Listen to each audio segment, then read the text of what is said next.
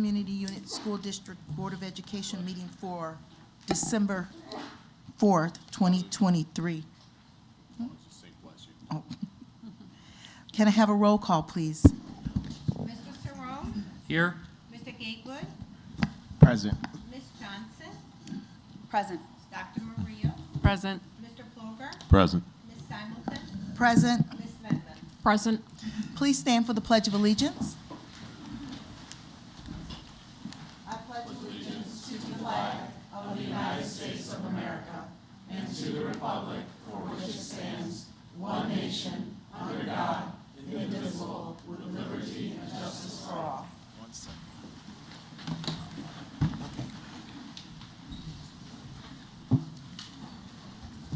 Okay, 4.1, Public Truth and Taxation Hearing. We will now hold our Truth and Taxation public hearing for the 2023 levy. We will therefore have 3 opportunities for public comment tonight. The first opportunity will be during this public hearing on the 2023 levy. If you wish to make a comment about the 2023 levy, please make it during the public comment portion of this hearing. If you wish to make a comment on the state waiver application, please make it during the public comment portion of the next hearing. If you wish to make a comment about some other matter unrelated to the public hearings, you may do so during the third opportunity for public comment. Make sure that you noted on the comment card during which portion you wish to speak. This is the public hearing convened by the Board of Education of Community Unit School District 308 regarding our requirement for a truth and taxation public hearing for the 2023 levy. At this time, I would like to ask the district administrators who will give information and updates during this public hearing to introduce themselves and proceed.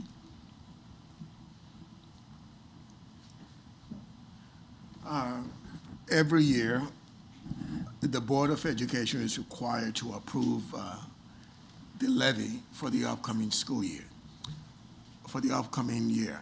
So for this time of the year, we are introducing the 2023 levy. The levy is the amount that the district requires to be able to fund the obligation of the education in the district. And it makes up about 60% of the revenue that the district uses to fund operations in the district. Thank you.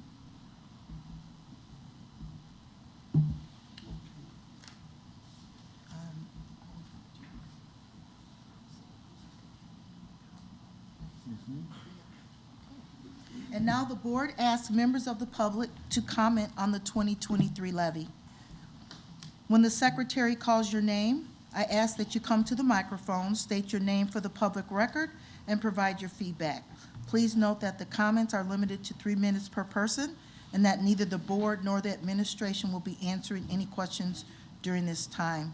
Thank you for your comments. So there are no comments on the tax levy. So we will now close the public comment on the public hearing, and we will now move to the next hearing.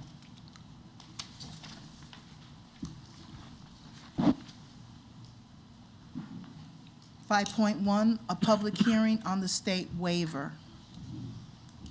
We will now hold a public hearing on the state waiver application for full-day school improvement days. We're going to have 2 more opportunities for public comment tonight. The first opportunity will be during the public hearing on the full-day school improvement plan days waiver application, and the second opportunity will be during the public comment portion of the meeting. If you wish to make a comment about the full-day school improvement days waiver application, please make it during the public comment portion of this hearing. If you wish to make a comment about some other matter unrelated to the public hearing, you may do so during the second opportunity for public comment. And please make sure that you've noted on the comment card which portion you wish to speak. This is the public hearing convened by the Board of Education of Community Unit School District 308 regarding the full-day school improvement days SIP state waiver application. At this time, I would like to ask the district administrators who will give information and updates during this public hearing to introduce themselves and proceed. I invite Dr. Kincaid. Hello, my name is Dr. Heather Kincaid. I just wanted to provide a few updates on our state waiver application.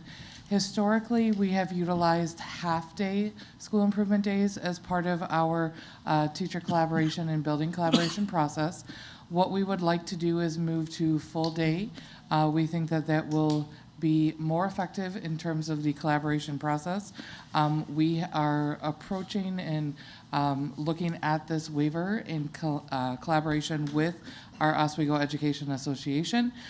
We are looking to implement 3 full-day school improvement days, and the reason why we're able to go in this direction is due to our bankable minutes. So throughout the school year, we do have enough instructional minutes above and beyond our state requirement, so we are able to explore this option both for scheduling and collaboration purposes. Okay, does the Board of Education or any other district administrative team have any questions or thoughts to share? It's great progress. Thank you. Okay, Dominic, what'd you say? Just Great progress. Yeah, something we needed. okay, so at this time, I would like to ask our administrators if they have any additional information, documentation, or recommendations that they would like to have before the board while we consider whether to authorize the full-day SIP day waiver application. Okay. All right, we will now close that portion of our public comment for the SIP state waiver application. At this time, members of the public may make comments. When the secretary calls your name, I ask that you come to the microphone and state your name for the public record and provide your feedback. Please note that the comments are limited to 3 minutes per person and that neither the board nor the administration will be answering any questions during this time. Thank you for your comments. Are there comments on the state waiver? Okay, thank you. Now we will move on to public comment 6.1.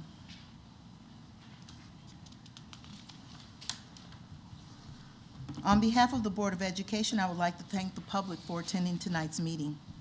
We value the feedback we receive from our residents and encourage everyone to take an active interest in their public school education. Residents interested in speaking to the Board of Education this evening are asked to have completed a comment card and presented it to the secretary to the board. When the secretary calls your name, I ask that you come to the microphone, state your name for the public record, and provide your feedback. In order to hear from as many people as possible, comments have been limited to 3 per subject, 3 minutes per person, for a total of 30 minutes. So what we'll do is we'll take the first subject and any individuals who have comments. And then for any additional portion of the 30 minutes, we will then use that for as many individuals who would like to speak on the same matter. So comments should be addressed to the Board of Education as a whole and not directed to an individual board member, audience, or staff member. The board does not participate in discussion during public comment.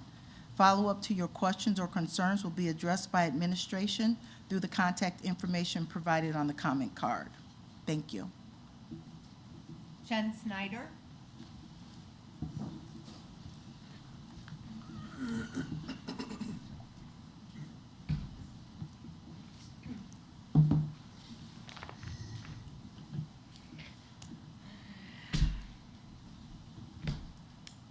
Hello, board members. Hello. You're supposed to talk to me. It's been a while since I last spoke. I took a break because my mental health needed it. Being here, trying to talk to you, trying to make some sort of progress has been difficult and exhausting. There's been a lot of frustration and a lot of tears.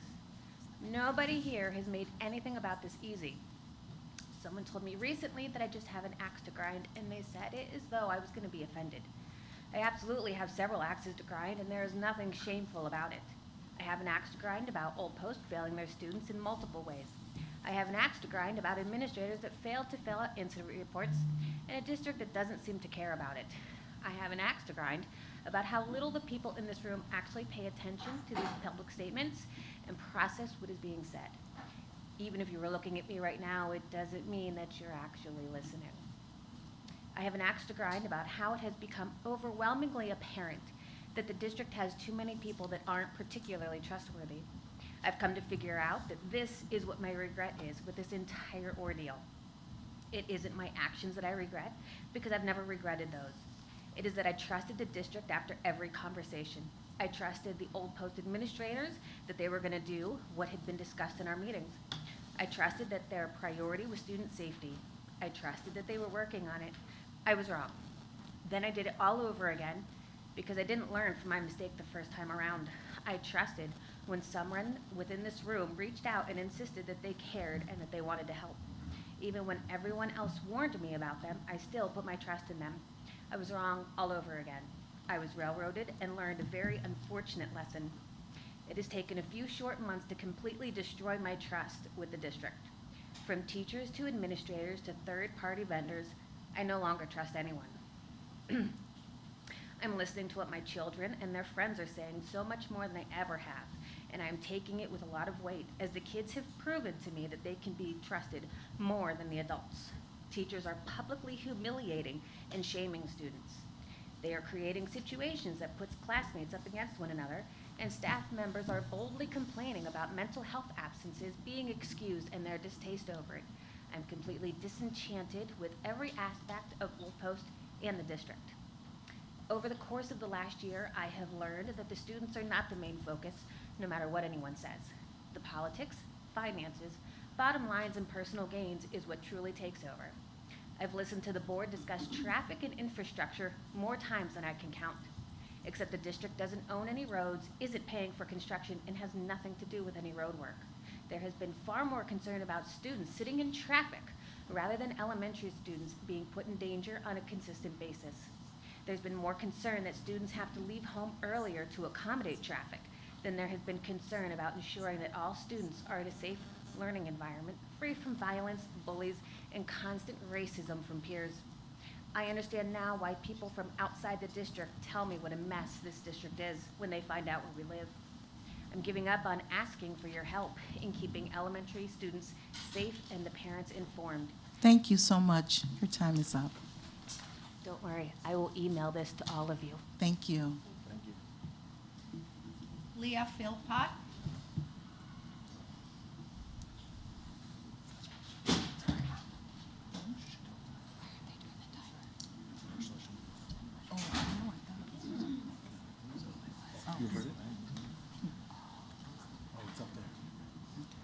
Good evening. I'm here to talk about book banning. About 3 years ago. Can you move and speak into the microphone? I can't hear you. About 3 years ago, there was a concerned parent that wrote into the school district asking to offer a replacement for teaching To Kill a Mockingbird in English class. And she said that due to the racial climate in most buildings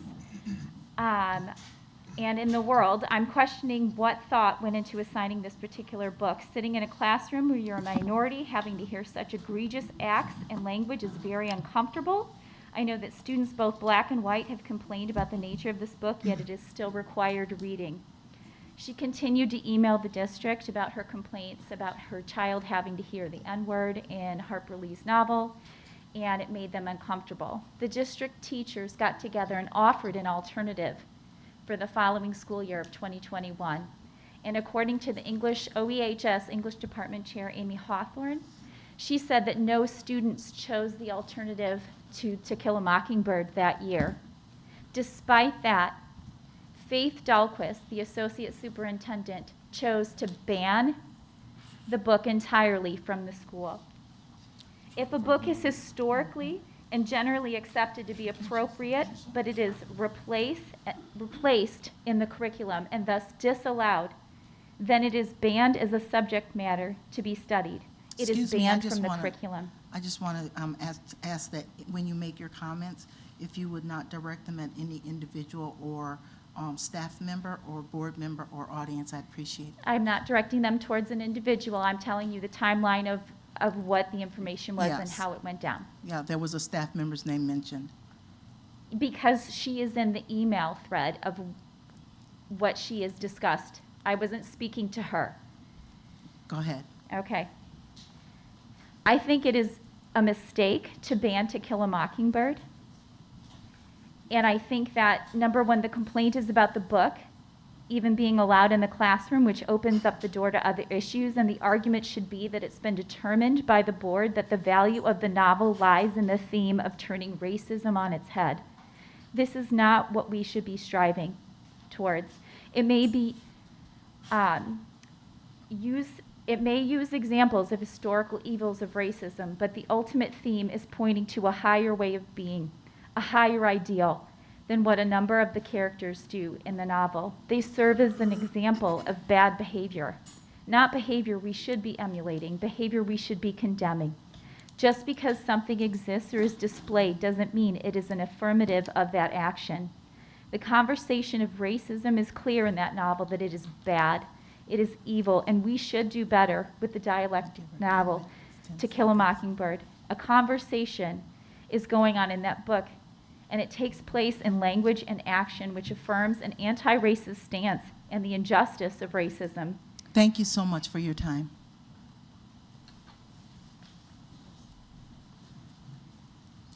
Mandy Doy.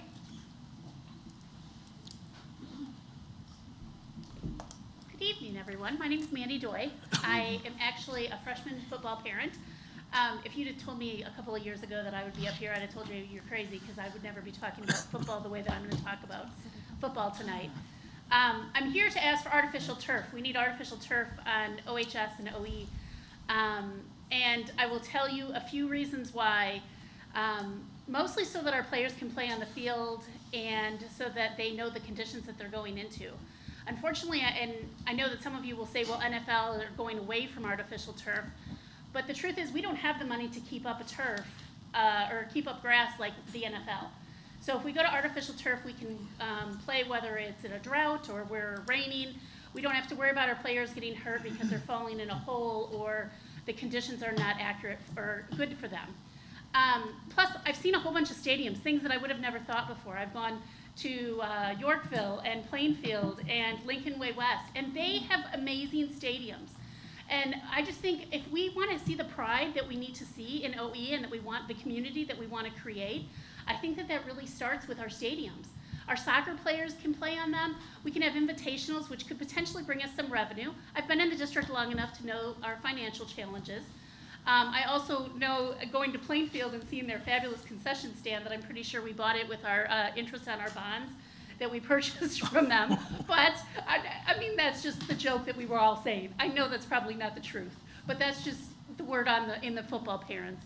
So I'm imploring you, I understand that it's a great deal of an investment, but I think that for the long future and the future of our football players, the future of many sports, not just football. I'm here representing football, but it's dance, it's soccer, it's band. I mean, marching bands can have invitationals on our artificial turf. They don't have competitions on regular grass. I don't have a marching band student. I have a student that has graduated in 2006, 2014. I have a junior and I have a freshman here. So I have been at OE long enough to see where our stadium is. We're getting there. The new track is wonderful. We have a lot of great things that are happening in OE, but we need to continue to improve those things. And as you can see by the young gentleman behind me, I think that they also want to play on artificial turf, considering that their parents got them out here tonight to support the initiative. So that's it. Thank you. Thank you.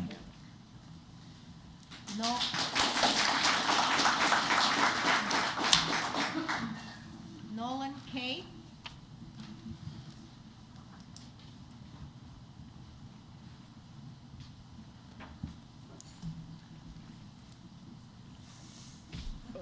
Good evening, I'm Nolan Coble. I'm a junior who plays football and pole vaults at Oswego. I'm here today to express my concern of not only our football field, but our track as well. My freshman year, I broke my ankle from the uneven field, and we couldn't host any track meets with the track's unsafe conditions.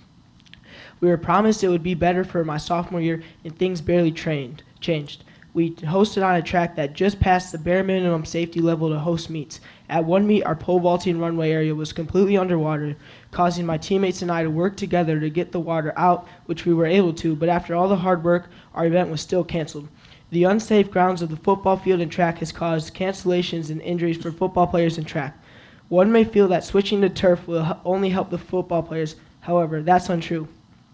Cheerleaders dance and the band work as hard as we do all summer and after school to prepare for Friday Night Lights. When games get canceled due to unsafe conditions, that's a letdown for many. The community looks forward to these nights just as much as we do. This is not how I would have thought my high school years would be, working out on uneven, muddy grounds that are covered in water a good amount of time and risking injury every time I'm out there. A turf field will be safe and will not only give my teammates opportunities, but it will also allow other sports to practice and play on as well. I appreciate you listening to my concerns, and I strongly hope you do the right thing by approving fielding to the future. Thank you. Thank you.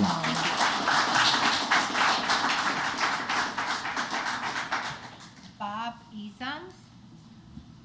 Not sure I said that right, sorry. It's hi, I'm Bob iJams. That's a tough act to follow from those two. But first, thank you for the opportunity to speak. Thank you for being board members and advocating for our students to make SD308 better. I've lived in Oswego for about 15 years. I have a sophomore student athlete and an 8th grader student athlete. I'm here tonight to express our concerns with the ongoing field conditions at the football field and want to advocate for the for a proposal for synthetic turf. During the 2023 fall season, we were only able to host 3 home games due to the unplayable condition of the field. On October 13th, the final home game was moved to Yorkville's brand new synthetic turf field to accommodate that last game, which resulted in lost ticket, concessions revenue, but more importantly, it cheated our band, dance, cheer, our football team, our parents, and even our seniors on their last game. That was frustrating.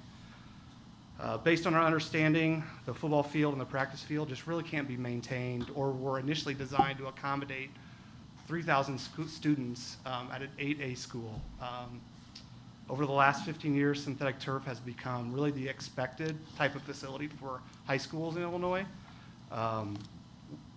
I understand SD308 is the 7th largest district, but unfortunately, we're the only school within the conference that doesn't have synthetic turf. As I mentioned, Yorkville just installed their field last year.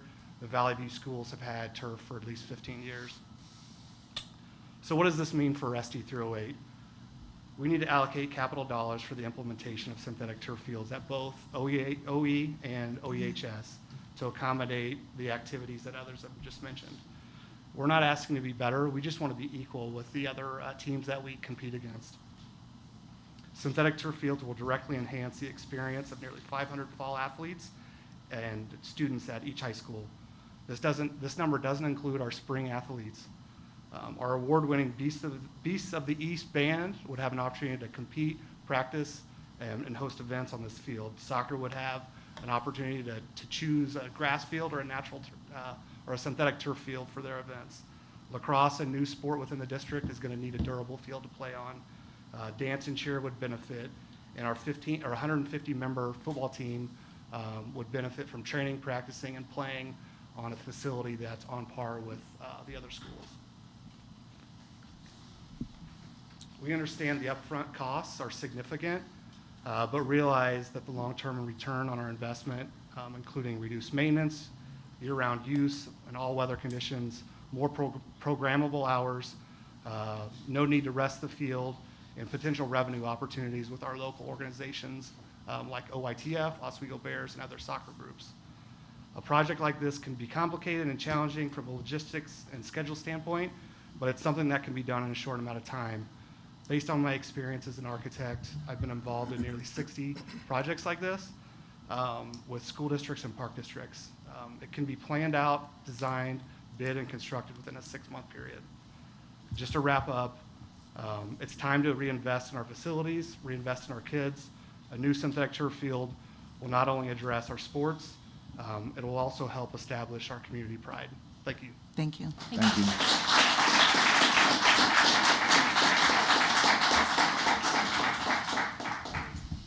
Chrissy?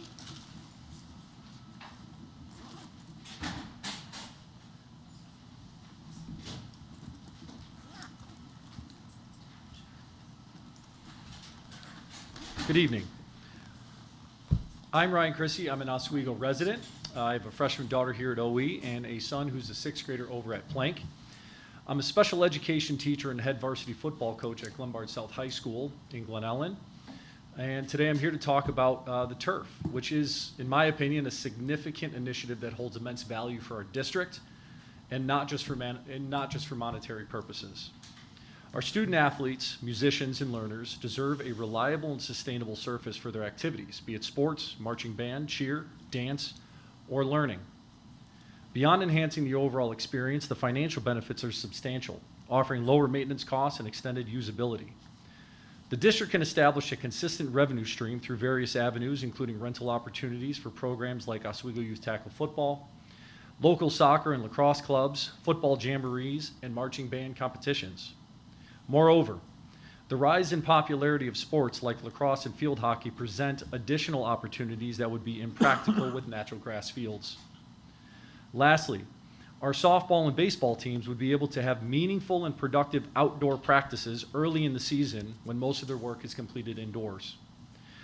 While opponents highlight concerns about injuries and costs, it is crucial to note that reputable organizations such as the National Football League Players Association recommend transitioning to grass fields. The reality of injury risks on artificial surfaces is evident, and as someone who is deeply involved in athletics, I have witnessed serious non-contact injuries. Although I would prefer natural grass for all of my players at all levels, maintaining a consistently safe grass surface is nearly impossible for districts without the extensive resources available to professional and collegiate sports organizations. Acknowledging the upfront financial burden on a turf surface, I propose exploring such solutions as intergovernmental agreements with organizations in and outside of Oswego, neighboring towns, local sports entities as well. While the initial cost of installing turf is substantial, it can be spread over an extended period of time through loans or through the district's capital budget can pay for it in one lump sum. Importantly, as I mentioned before, the lower maintenance costs that are required on turf compared to natural grass make it a financially sound investment. Furthermore, the potential to add revenue streams, particularly through rental opportunities for the turf surface with lights, adds a valuable dimension to this endeavor. In conclusion, embracing artificial turf not only fulfills the immediate needs of our students, but also positions our district for long-term success, financial sustainability, an expanded array of opportunities for our community. Thank you for your time. Thank you. Thank you.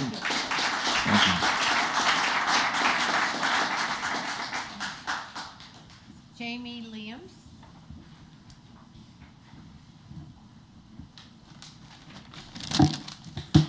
Hi, I'm Jamie Ijems. I live in Oswego as well, and my kids both feed into Oswego East High School. My son Lincoln's a sophomore, and he played on the varsity team, and he also participated in basketball and track and field here at OE. And my daughter's in 8th grade at Plank, and then she participates in volleyball and track and field, and is very much looking forward to coming here next year.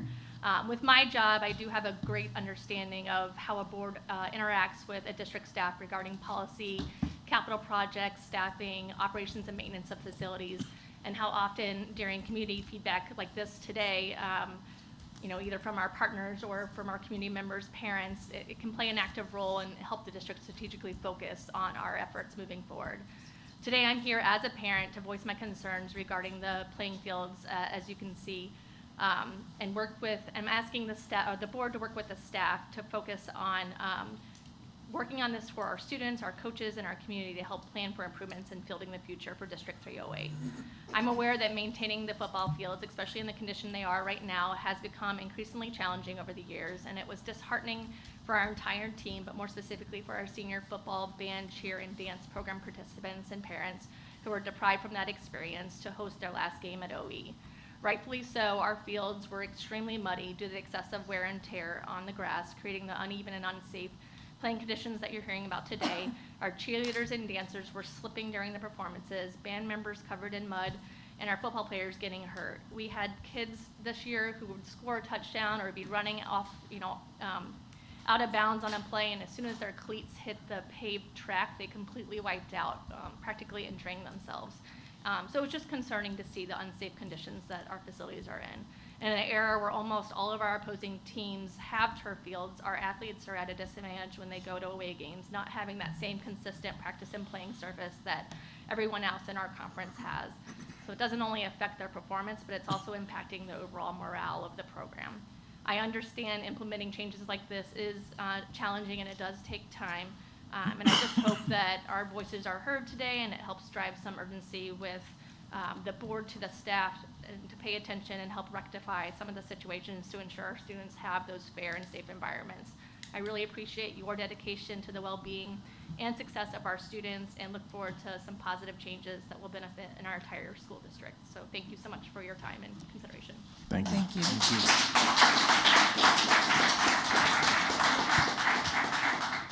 Nico Villaci. Did I say that right?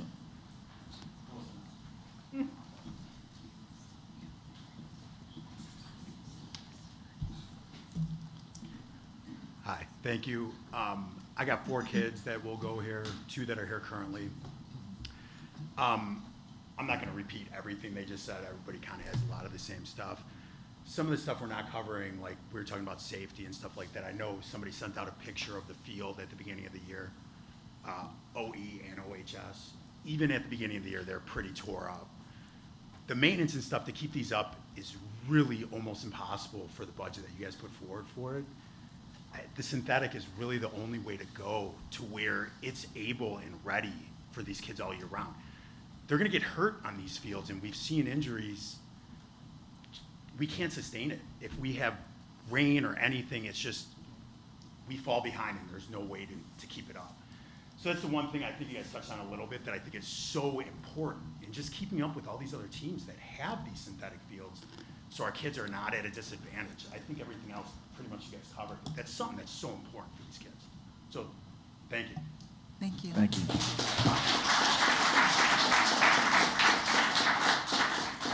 Brian Solis.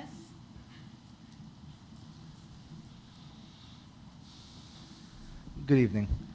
Thanks for allowing us to be here today, taking the time to hear us.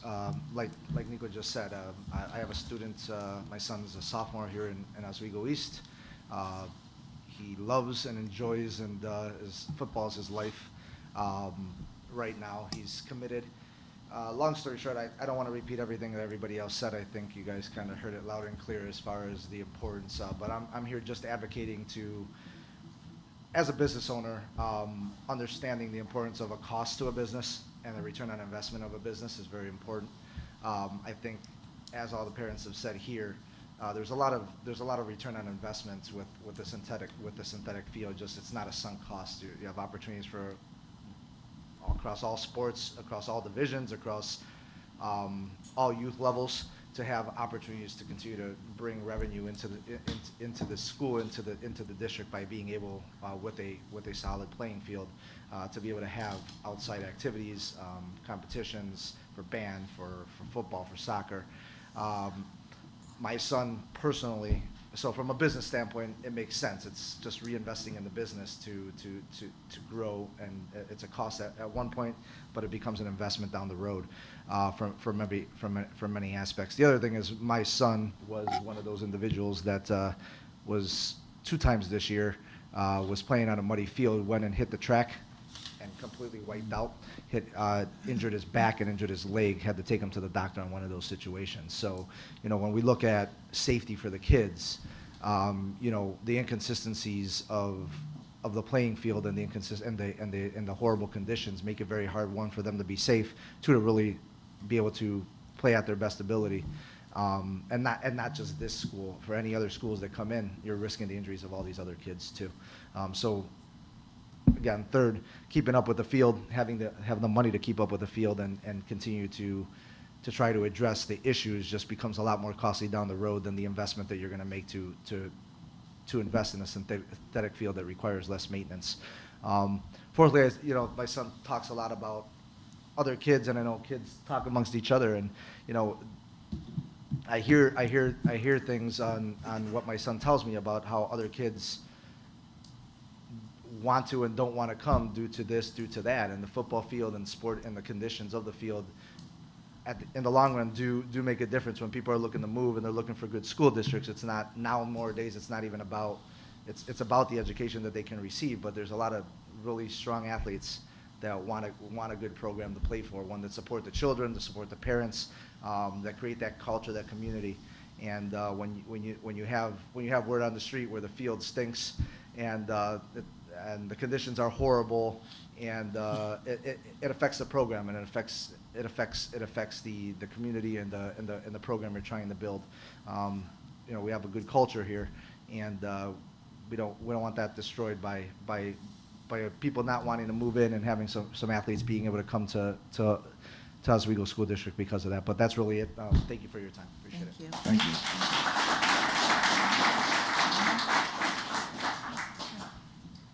Chase Tamares.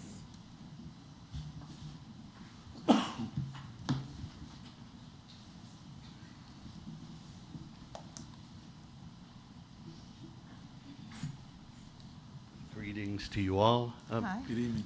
I echo most of these sentiments, but maybe I'm going to come at you from, a pun intended, left field here a little bit, because when I'm sitting in the stands, I mean, this is a matter of pride. Let's be a beacon. I have a son who plays. We all have things have changed a lot out there. It's very competitive, and we need a leg up. So, a lot of these points have been made already, but I would say, look, we're in Kendall County. We have a pretty good tax base here, and I can't help but say when I go to another field, I do say, why don't we have do we have the money for a turf field? Or we should, and that's as a taxpayer, right? And the other side of this is the road they take. You're talking about college recruiting.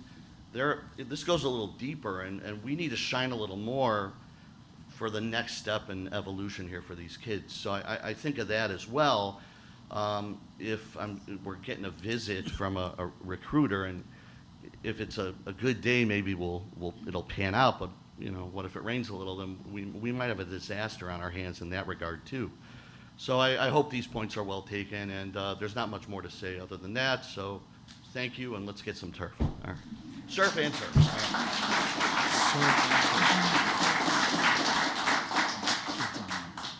Lincoln.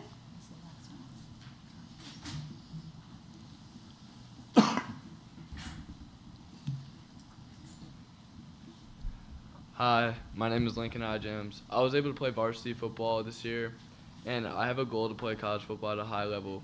I feel that the facilities at Oswego East are limiting my ability to reach my goals. 3 times a week during the summer, I feel the need that I have to go to drive to Commissioners Park in Naperville or Plainfield North High School to train on a turf field safely. I speak for my fellow OE teammates and my crosstown rival friends. We need synthetic turf to compete at the AA football level. Thank you. Thank you. Thank you.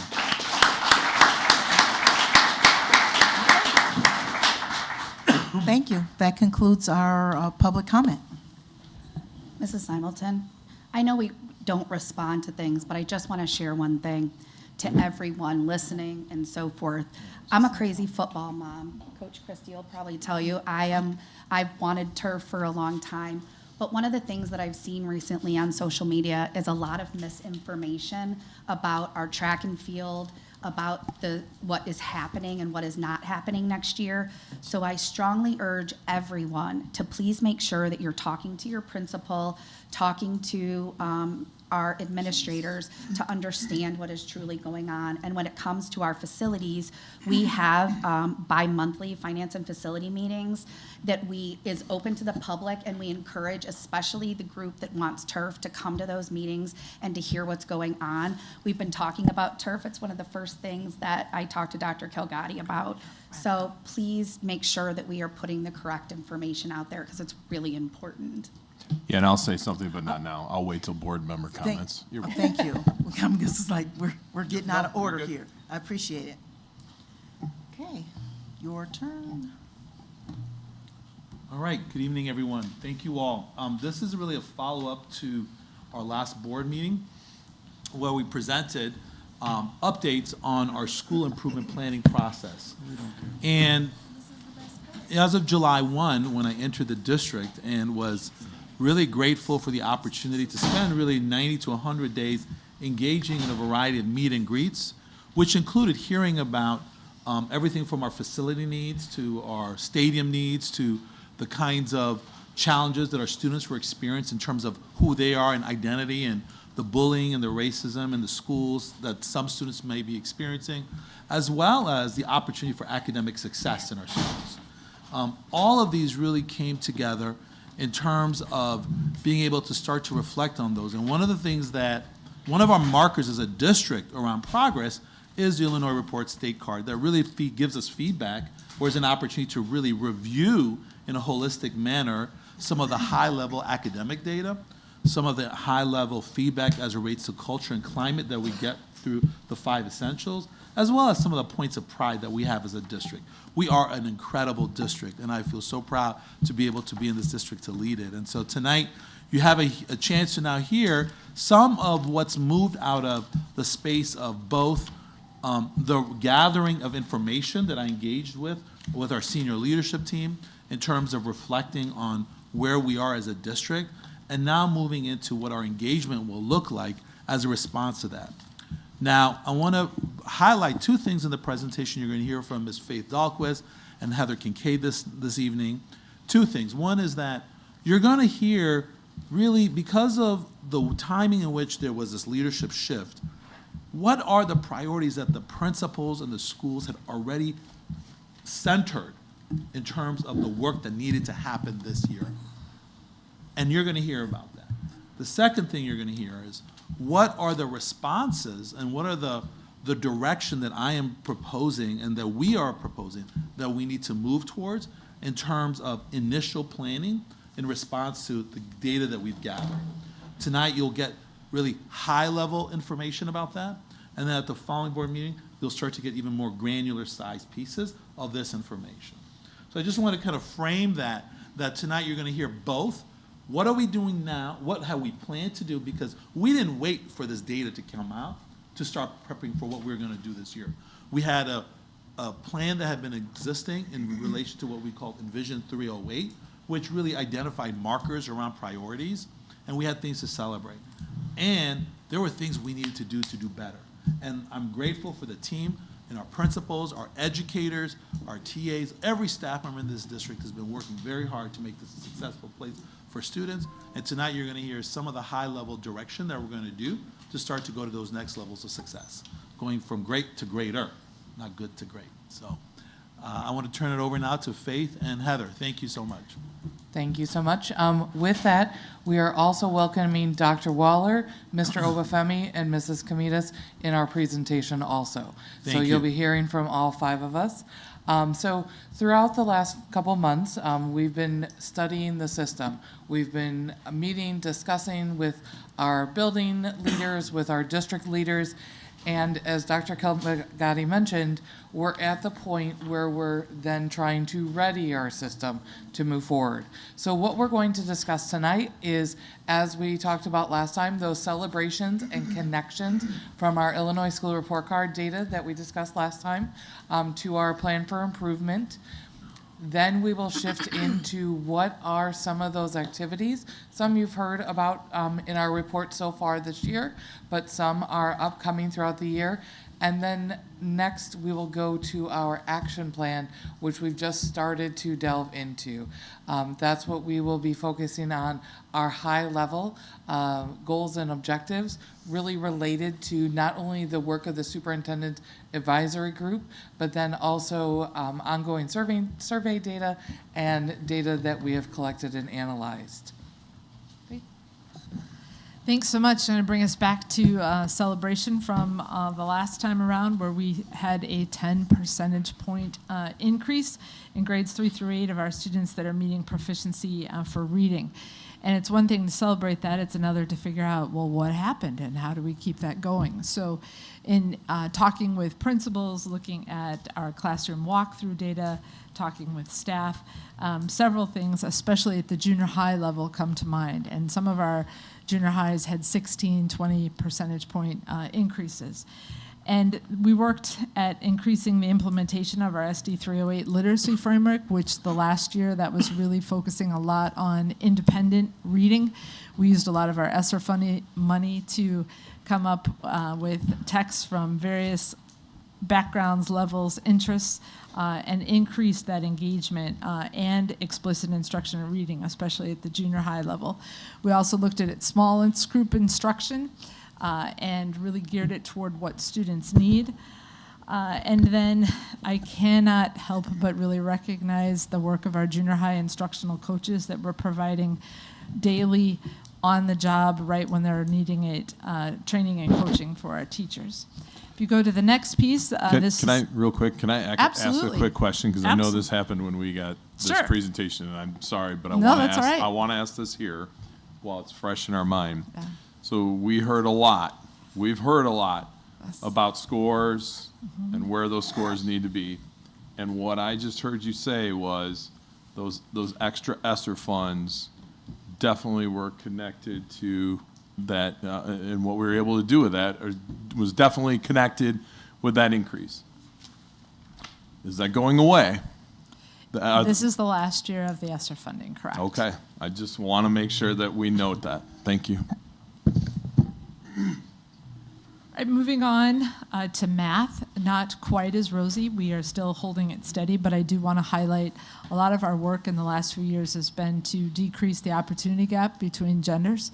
We have a bigger gap than the state does, and we have been looking at the different learning styles that are somewhat attributed to gender, and have been doing what research would tell us we need to do to increase our girl math scores. So that is a lot of the work on collaborative structures within our math classes, and then also explicit vocabulary instruction. And this is crucial, especially at the elementary level, because then when they go to junior high, the junior high math teachers are speaking math language that sometimes our students can't access if we don't do a great job at vocabulary instruction at the younger grades.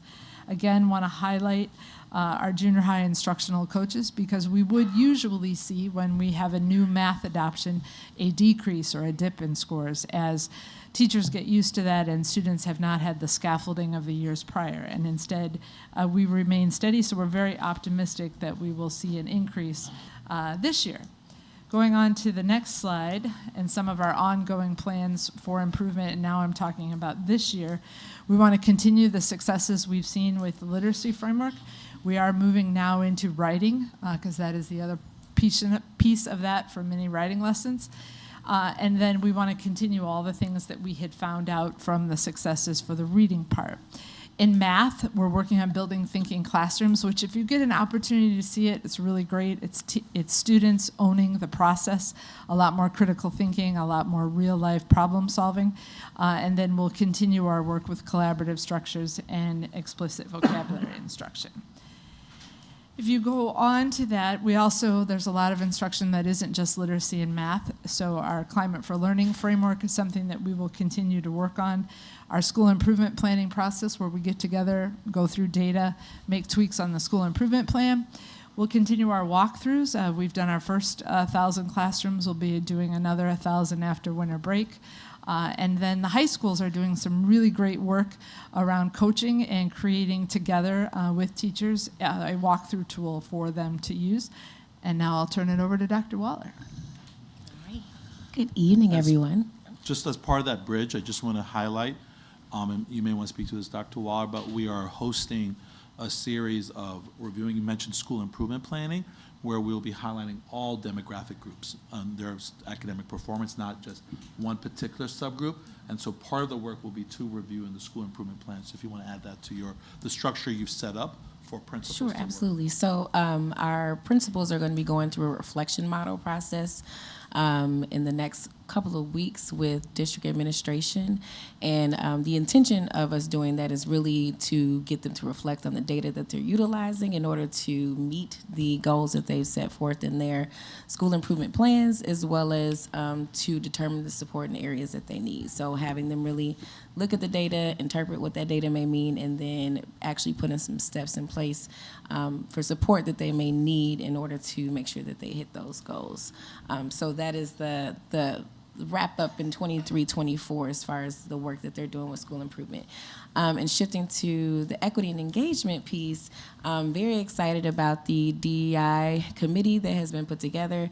Members on that committee represent building administrator, district administrators, all departments, coordinators, roles, just trying to make sure that we have everyone at the table in order to make effective changes. And so the DEI committee this past week, they are drafting a DEI district policy, and so we're excited about where that's going, and that will go to cabinet, and then it will go to the Equity Teaching and Learning Committee to get you all's feedback.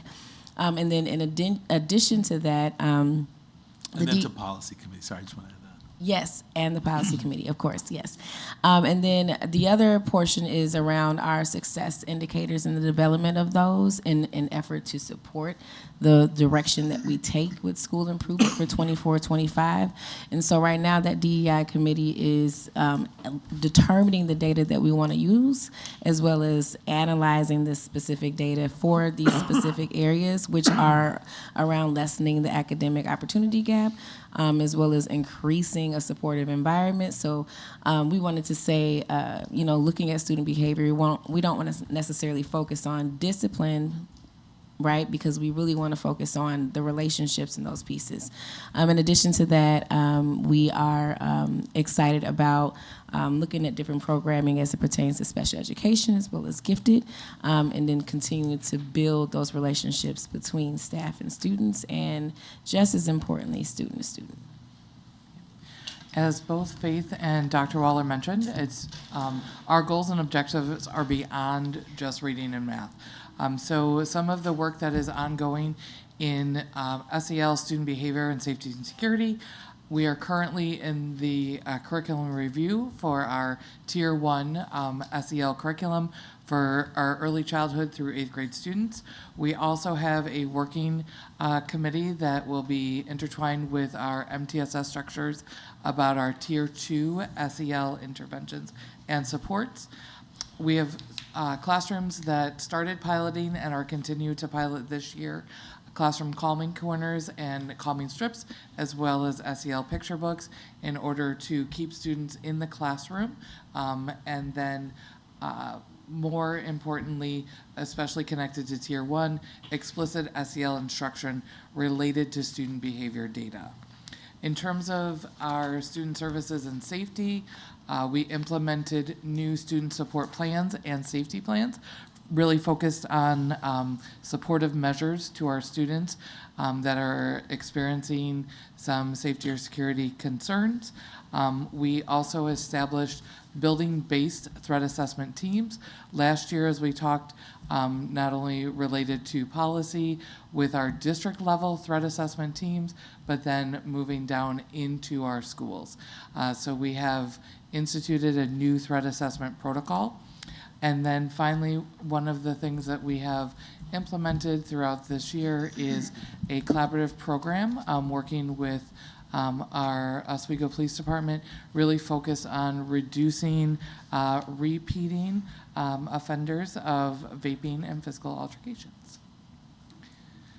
So those are some of the things that we have ongoing right now connected to the work from last year. So as we examined the data, whether it was our all data or by subgroup or by gender, what we're looking at then is not only our academic behavior data, we talked about our attendance data, our student support data, but then also our survey data across the district from our parents, from our students, and from our staff. And through those examinations, 4 main goals have emerged.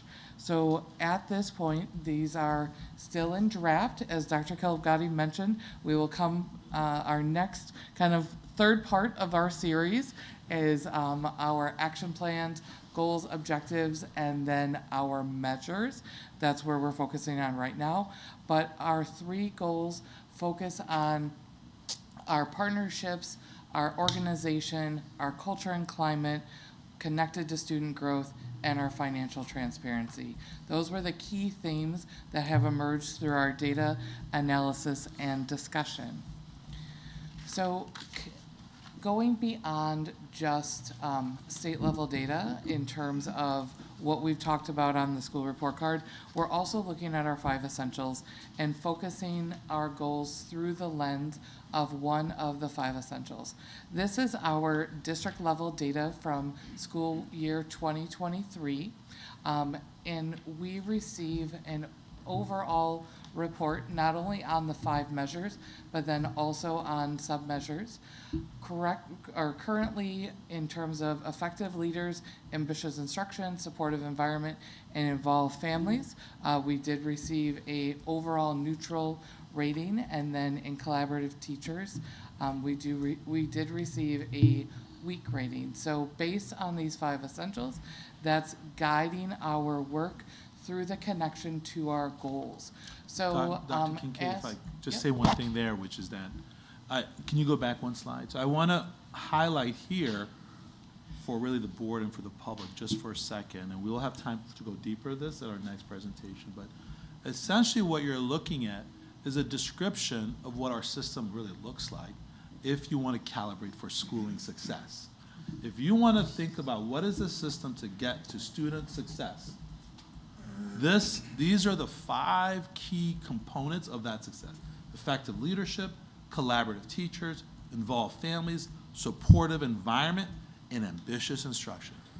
That's the system that leads to significant outcomes.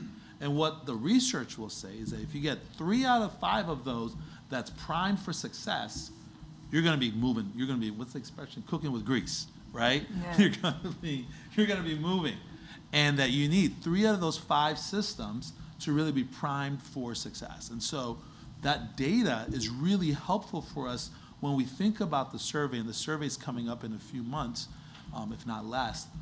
That input provides us with reflection opportunities to see how we're doing on these systemic areas. Thank you. Continue. Yep.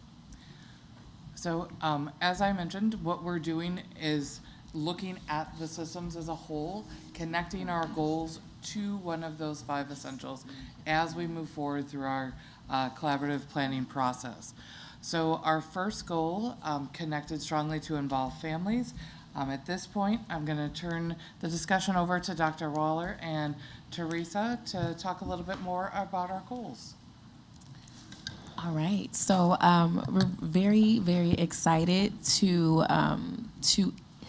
elevate and see all of the amazing work that Michelle Early has been doing as a part of this goal. And so ultimately, we are focusing on a couple of things.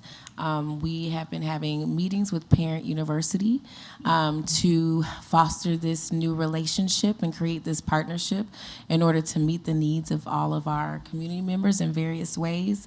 And so we're very excited about what that is going to look like. In addition to that, our superintendent advisory group has met yet again.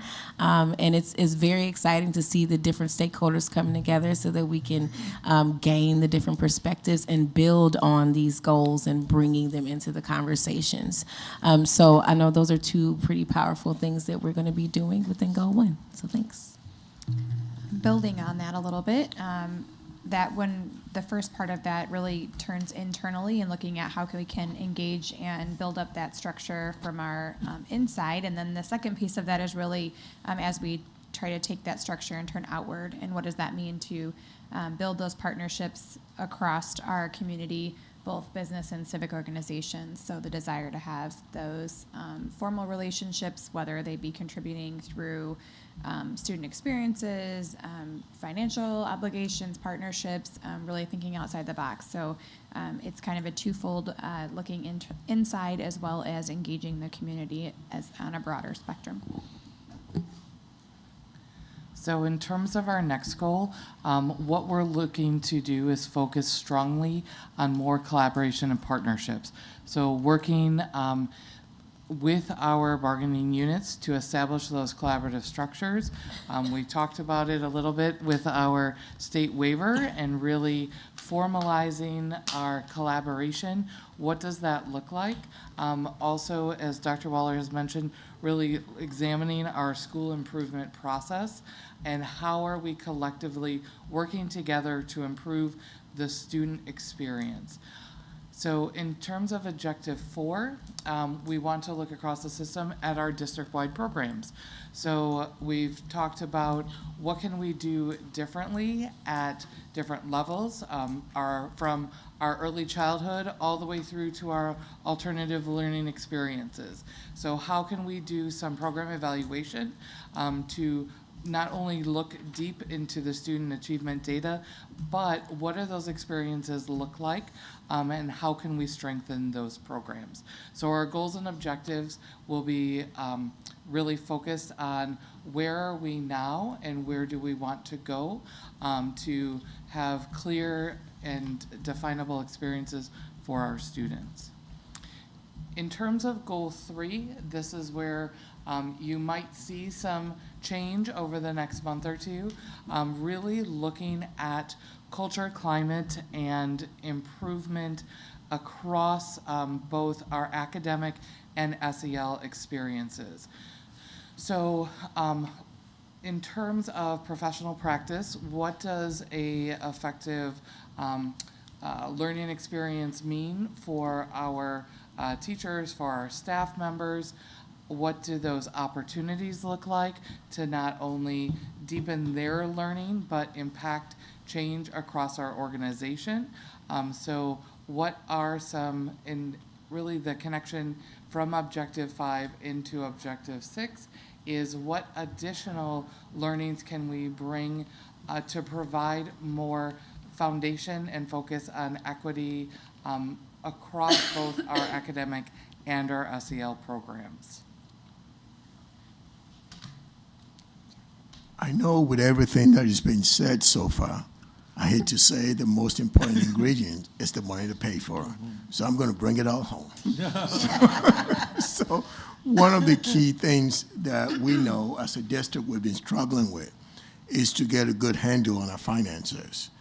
And the goal 4 is creating transparency and just doing a better job of making sure we have adequate resources to be able to fund all this important work that we need to do. And in doing that, we're going to do that in two key objectives. One has to do with just creating a culture of conservatism, whereby we manage the resources efficiently. Before we spend money, we have to ask the question, do we really need to do this? And even if we're doing this, is this the best way to do it?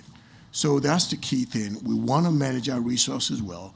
We also want to be very transparent and being very clear in communicating how much we're spending, how we're spending it, and also letting folks know that we're doing it the best way possible. That's objective 7. Objective 8, which is somewhat related to 7, is that most of our buildings were built the last 18, 20 years. And most buildings, when they get to be about 20 years, they need some TLC, right?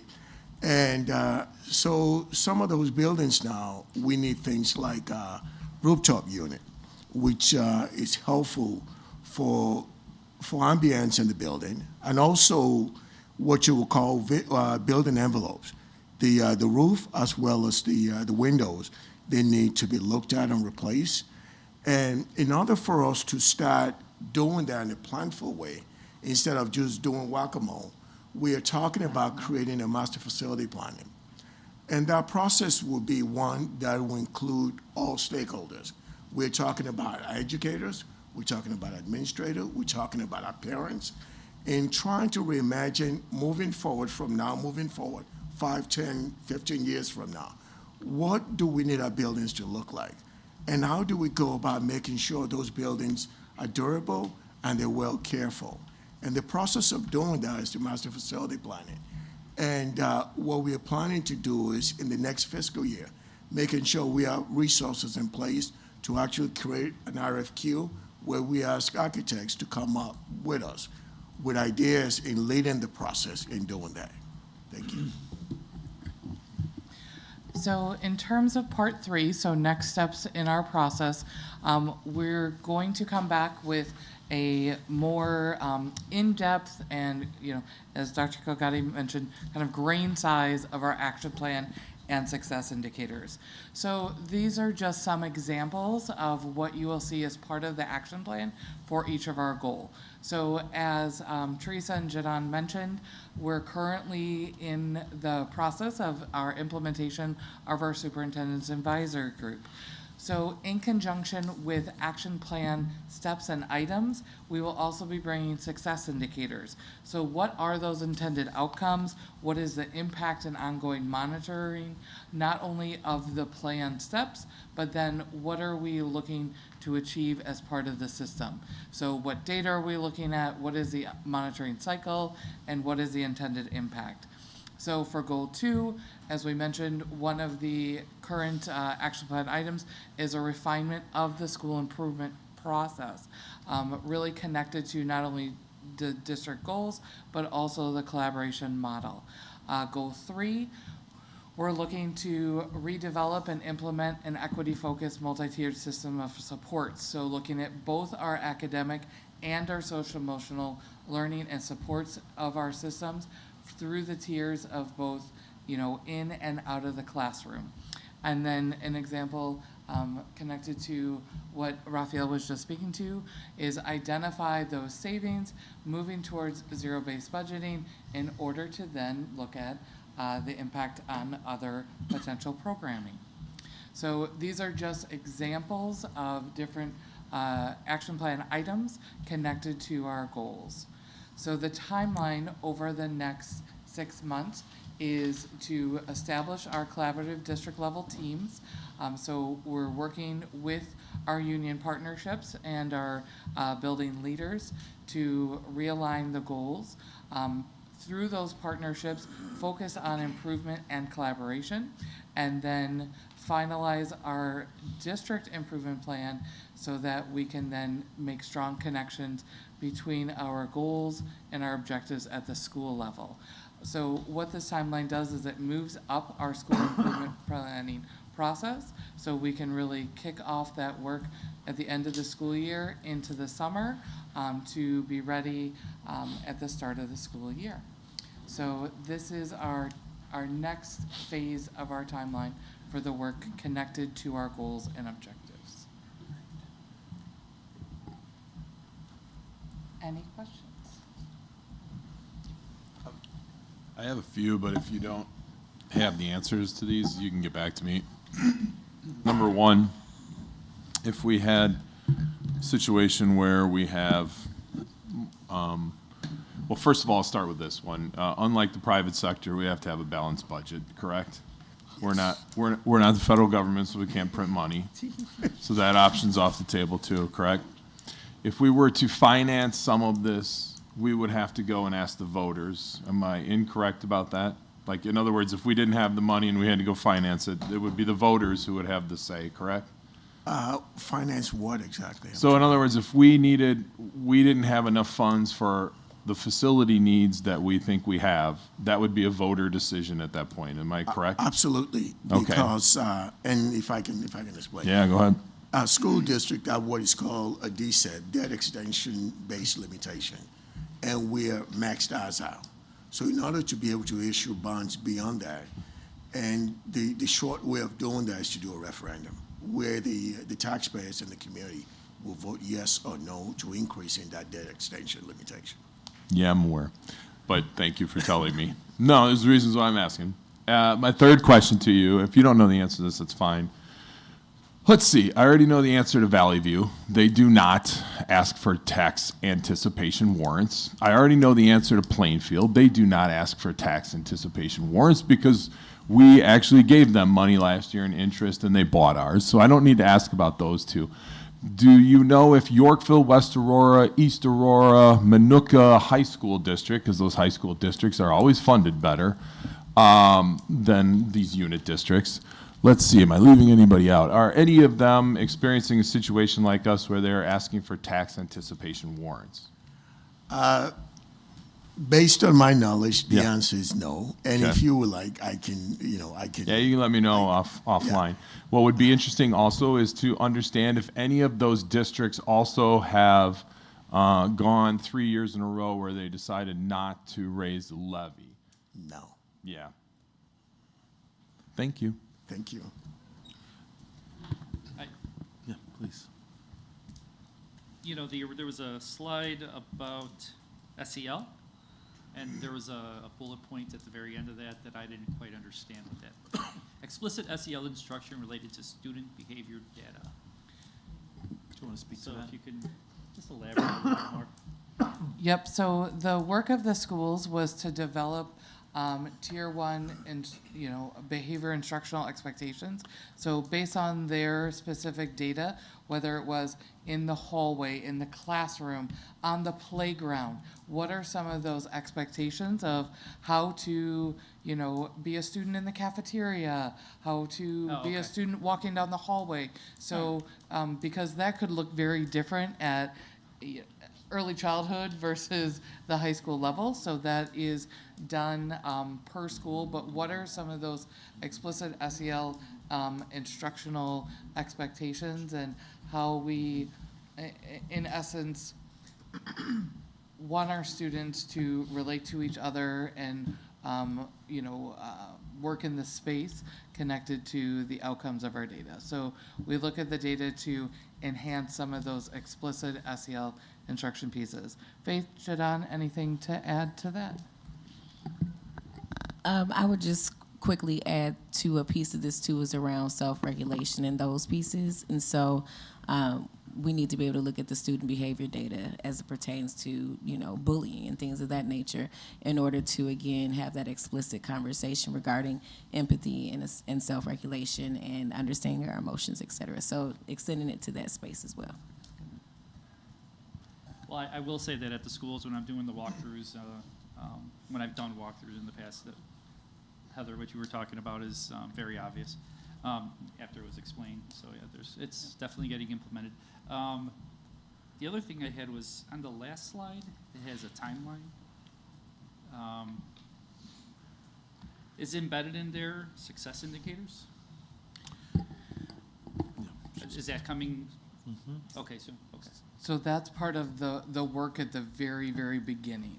Okay. So those success indicators will be developed at the district level and then kind of refined at the school level also.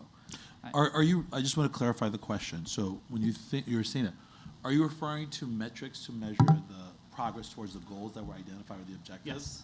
Okay, so yes. So part of what each of those objectives will have are action steps and then of markers for what does success look like for each of those, which is when we're referring to success indicators, we're talking more holistically as a district versus what's in this goal, right? This goal is really a strategic move to say, I've come in, the district has launched with the plan it had and is building. Now we've got to figure out how to go from great to greater, right? And so what the success indicators that Jadon is referring to is we're looking at what does it look like to ensure that we're seeing a holistic success for all of our students across multiple. Now, some of that will be in the metrics you'll see around the action planning work and the goals and the objectives. But can we go to the slide with the goals and objectives? So these 4 goals are really connected to if we're going to now set up, let's say, SMART goals as a district, which stands for specific, measurable, actionable results and timely. I like to include in there inclusive and equitable, but Smarty goals. Smarty goals.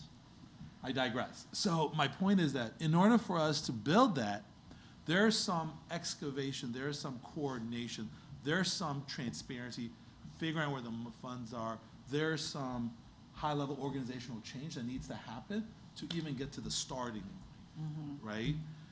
This could be very different if we came and said, okay, here's what we're going to do. Here's what we're going to do in 6 months or 12 months. I'd be lying to you. There's a really important groundwork that has to be done. Oh, yeah. Principals, teachers, engagement, partnerships with parents and our union leadership, cementing these, building a real culture of vulnerability and trust to then move to like, okay, so now can we determine how fast we're going to go? There are vital signs and expected impact outcomes that are connected to each of these 4 goals. In other words, what do we expect to see achieved within 90 days?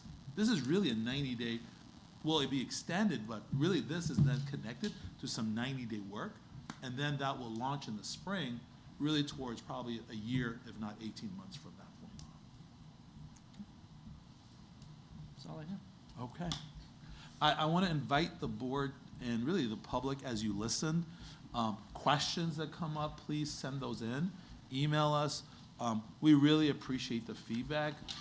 This is really why we launched superintendent's advisory groups, superintendent's working groups. I mean, it's really to engage. We've had this past week, last week, we had the dual link, the EL forum.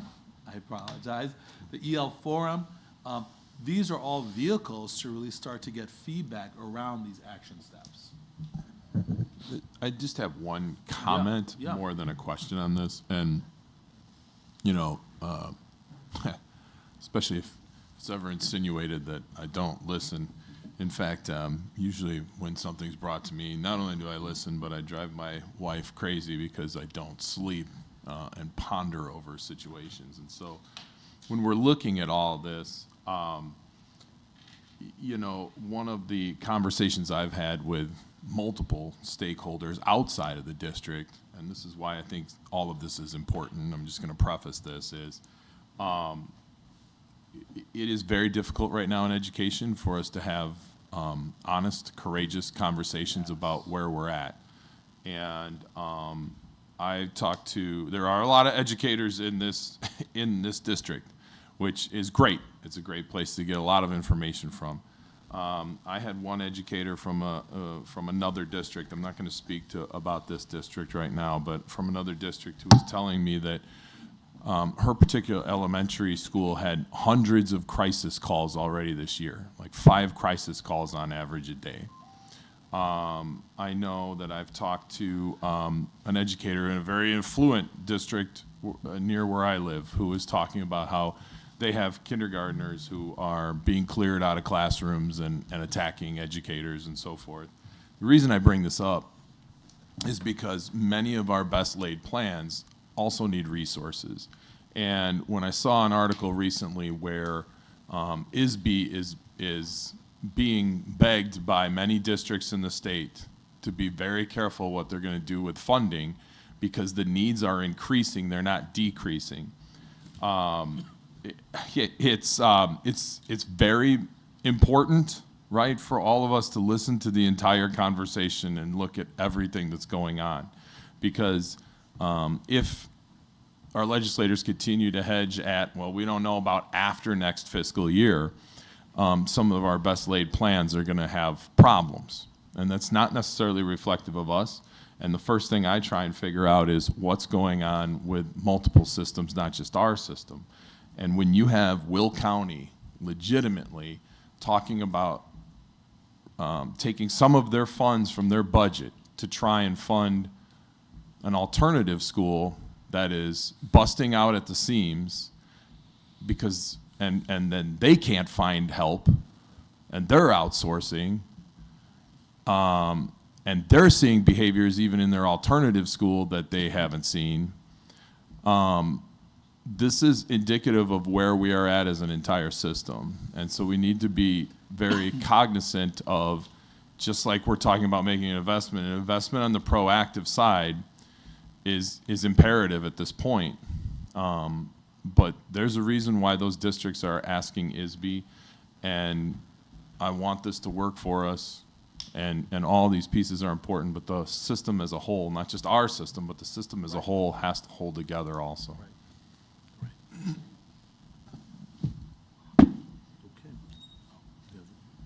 Well, I have 2 more points of reflection that I would ask and hope to see in the next iteration of this presentation.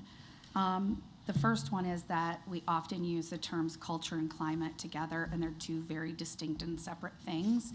And so I'd like to see us if possible, separate those things and talk about what things belong with what. Climate's the stuff you see on the top, if you look at a tree, and the culture is the stuff you see underneath. And so when we're talking about school culture and climate, where does MTSS fall? Where do other things fall? I think it's very important because culture and climate are very, very different. Secondly, can we go back to where it talks about engaged families or increased family with engagement? Right, so we have increased community involvement in schools by expanding current relationships and creating new partnerships. But then we talk about building relationships with families. Those are very different to me. And so I think that if we're aligning goals, stakeholders are a lot of people, I think that family engagement and stakeholder engagement need to be delineated, because increasing involvement with families and parents and guardians needs to be focused on and very myopic, because it's incredibly important. And then what other stakeholders, whether it's community groups, community businesses, and so forth, is different. So I'd just like to see that, maybe a reflection on that, so we understand what specifically goes with what.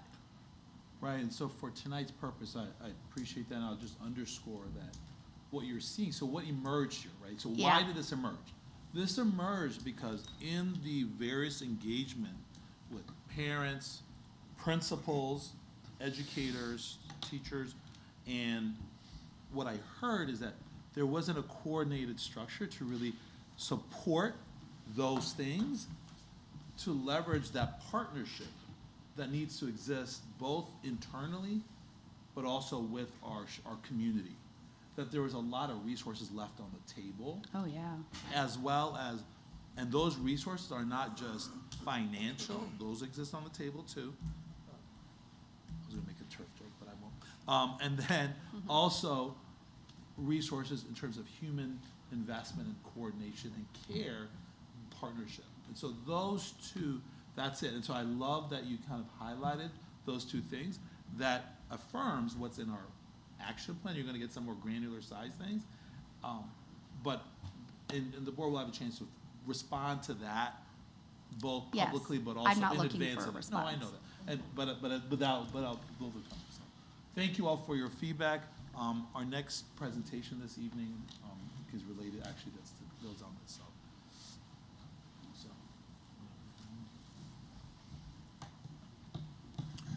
Next, we're going to invite Ms. Dahlquist to speak about our organizational and curriculum audit. Really, this is an opportunity for us to really almost create a self-check as we start to build these plans for next steps. This is an opportunity for us to create I would call almost like a third party that's going to start to give us feedback as to whether we got it right. So not only will the board, but the public will have their feedback, but this gives us almost like a third investment to say, are we getting this right, and what did we miss? Faith, Ms. Dahlquist. All right. So first I want to talk about why do we need an organizational and curriculum audit, and it's really important to hone in on that word organizational as well as curriculum. So it is to look at curriculum materials, systems, but it's also all the context around the supports and the systems in which it lives. And then the second part of the process, which will be really important for us, is to involve more teachers, more staff, district administrators, the coaches, all of that through the process of assessing what we have, and then also looking at those results to determine what are the next steps and professional needs, moving forward. So when you look at what is examined in an audit, yes, it's curriculum guides, yes, it's resources and textbooks, but it's also test results, it's also our policies, it's also funding, it's also how do we staff and coach everything, it's our union contracts, just so much of what is the business that we do and how are all the different tools that we use to do it. And then when you look at how it's completed, you might think it's a group of people looking at our books, looking at our test data. It's a lot more than that. It's doing classroom walkthroughs. These people will come and do that. It would be surveying our students and staff, some of our interviews, and then, yes, going through hundreds of our SD308 artifacts and our scope and sequence and looking at those pieces. So we talk a lot about the importance of collaboration workforce. When you think about 5 essentials, that's where we were back at that collaborative piece. And this will involve a lot of teacher input on curriculum needs, the delivery. It'll talk to instructional coaches on their determinations of next steps, and then also looking at professional development moving forward. I know Dr. Kincaid already talked quite a bit about 5 essentials and the alignment to the 5 essentials. Those are those 4 draft pieces that we have here.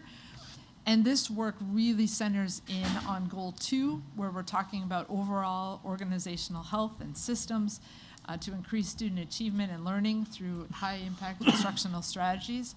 And then also the climate and culture and increasing student growth, looking at inclusive academic and SEL programs and practices. And this will be looking at SEL curriculum too. This is not just academic curriculum. A huge piece of this, as we've talked about, is collaboration with our union. So we've already met with the union leadership to talk about the purpose and the need for this. Tomorrow, I'll be doing an online piece for a lot of our instructional, for the audit and the organization through key members from our union. And then we're going to continue to work with them throughout this process as well. So some of the process, we created and posted an RFP. We had it posted for 30 days. We received 3 different proposals. Things that we really looked for are professional references here in Illinois. If you're looking off of Illinois standards and Illinois mandates, it's important to have some local references.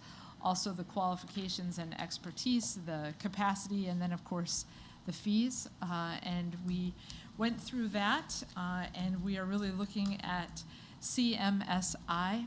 They were the only vendor of the 3 that had expertise and professional references here in Illinois, and we thought that was critical. They also had the largest emphasis on equity. They also were the most comprehensive, and we'll be spending a little bit of time with the Board Equity Teaching and Learning Committee looking at this more. And they were the least expensive option. So the cost of this is $96,500. Again, this is more than just looking through information. This is getting out to schools, looking at classroom walkthroughs, survey pieces. Our next step is to bring it back to the board for action in January, and if it is approved, we would begin that work right away so that we could have this baseline of data and plans for improvement by April.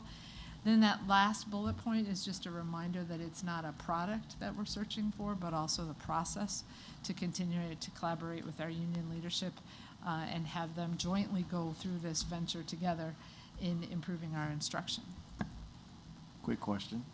Yes. This is really good. This makes me excited. But I have a question in regards to expertise and experience in Illinois. I think that is phenomenal. Do you know what others, and you don't have to answer this, but I'm thinking about from a benchmarking standpoint, what other states do they have experience with?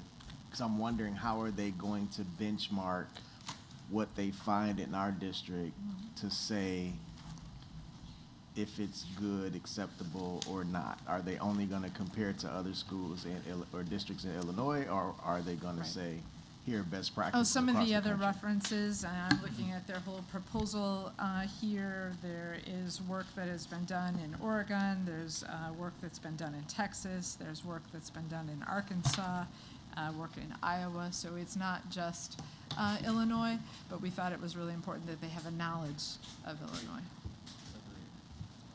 I have I guess comments and maybe one question, but I just want to I think this is a great move. Curriculum touches every single student, every single year, every single day.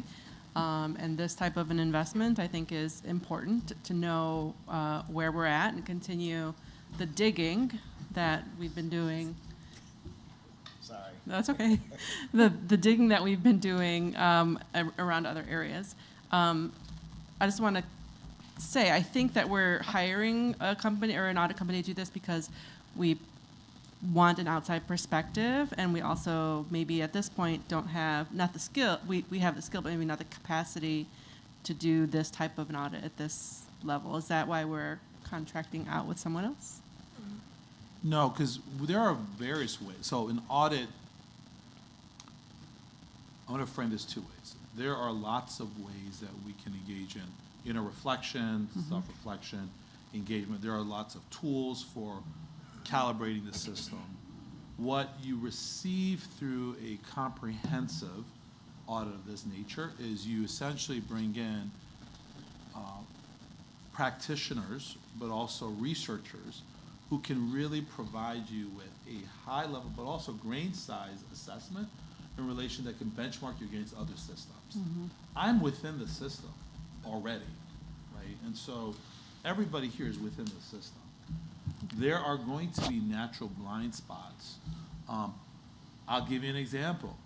My 4 goals tonight or our 4 goals that we brought tonight that emerged, and I say when I say mine, they emerged out of what I led in terms of the assessment of the district and engaging with all folks at the highest level of the senior leadership team down to students. Those yielded high-level markers that we need to pursue, right? It behooves the board now to essentially what we'll have is now a third party is going to come and say, yeah, you're hitting it early on in this process. And it provides us with really expertise, but also to say, here are the blind spots. You've addressed this, organizational health, we're building evaluation systems, we've changed our organizational chart, we're looking at pilot studies around, we're doing some pilots around our literacy, we've got building free classroom.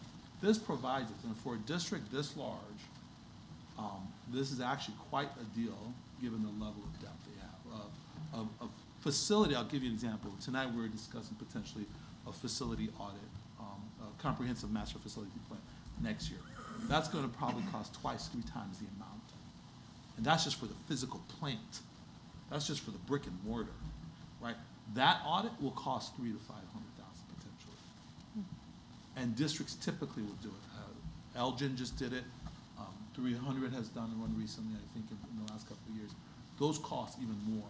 But yet we have people internally who may be able to do it. So I think it's a great question, and I appreciate the ask because it's important to know that it's not that we're not doing inner reflection. It's not that we're doing calibration, and Faith mentioned this evening, Jadon in her work, and our team has done a lot of different calibrating things. What this does is it provides us with a much more laser-like, attuned, and focused reflection on both curriculum, but also organizational systems, and also priorities. They may say, hey, these 4 goals, you got to change them. They may say, you've thought of this, but let's give you some better recommendations. Yeah, thank you.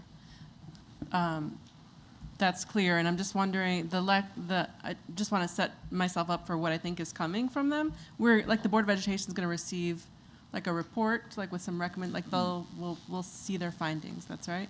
Correct. Okay. You want to speak to the findings process? Or yeah. Sure. what After set they up? do their classroom walkthroughs in the initial piece, there's an overview that here's where we're at, and then they go back and create a very polished, product of here's the results that will take a little bit more to have in polished form. There'll be an executive summary that we can share, and then pages of more details and summaries of the different components, and then you have different programs, the equity lens. There's so much to all of this. Okay. Thank you. I have a question more about the process and something that maybe we need to possibly punt to the finance and facilities team at some point. But why are we not seeing the 3 proposals side by side and then with your recommendation instead of just the recommendation? It's kind of, we've had it all over the board where we get recommendations or we see all the I'm not saying see the full proposals, but see kind of a side by side of these are the 3 companies we looked at. These are the fees associated with it. This is what the output that we'll get. Why are we just seeing only the recommendation? I would really like, as a board, for us to understand and have something very uniform so that when you're bringing recommendations to us, we are seeing that. I think that without that type of process, we've struggled in the past, and I think moving forward, we need to decide what that looks like when you're bringing proposals to us. versus a slide that just says we received the 3, here's the recommendation. We don't know what the other ones are to understand or to be able to ask questions. We can provide that for the next board meeting, first of all. And secondly, we will definitely, I think, for the Finance and Facility Committee, bring the procedure and make sure that there's some opportunity to That would calibrate be that. fantastic. And then bring it to the next board meeting. So thank you for that. That'd be fantastic. Thank you. Great feedback. Okay. All right, 8.1. Dr. Kelgadi, we'll have your superintendent report. All right, good evening, board. It's been a rich evening already, and I appreciate all the engagements on multiple fronts, and I apologize for the coughing. I am not contagious. I was tested for all the above. So for those of you ducking and cover, you're okay. I'd like to welcome, first and foremost, several members of our senior leadership team who stepped into new roles this evening. Dr. Heather Kincaid, now serving as Deputy Superintendent. Dr. Jadon Waller, who's now serving as our Assistant Superintendent of Equity and Engagement. And Dr. Brian Zwemke, Assistant Superintendent of Human Resources. They say if you want to go far, you don't go alone, you go with a team. And I'm grateful for the team that we've assembled. These individuals have been valued members of our senior leadership team, and following our last board meeting, have now stepped into new roles, and I want to congratulate them on their career opportunity before them and their continued dedication to this awesome district. Tonight, I also want to express warm wishes to those who celebrate special holidays this time of year. Hanukkah, Bodhi Day, Las Posadas, Winter Solstice, Yule, Christmas, and Kwanzaa, just a few of the wonderful traditions of this holiday season. Our community is filled, and Dr. Waller's birthday. And Dr. Wallace is filled with the, yes, Dr. Wallace's birthday is in the spirit of this period. If you wondered why you were feeling so happy. So this is a wonderful example of all the various traditions and cultures that really make our district such a wonderful and unique place to live and work and be a part of. We want to wish you all a special time filled with gatherings with your loved ones and celebrations that create lasting memories. This is our last full board meeting of 2023. Hard to believe. I'm going to get emotional. We encourage our students to finish out these final weeks strong. We have lots of important learning to do, and we want to thank our student ambassadors for all they're doing in that work. And I hope everyone has a wonderful and restful break. Tonight, I'm also thrilled to introduce, and we're joined by representatives of the Oswego Junior Women's Club, who are presenting a check to pay for student lunch balances for families who fall outside of the free and reduced lunch program guidelines.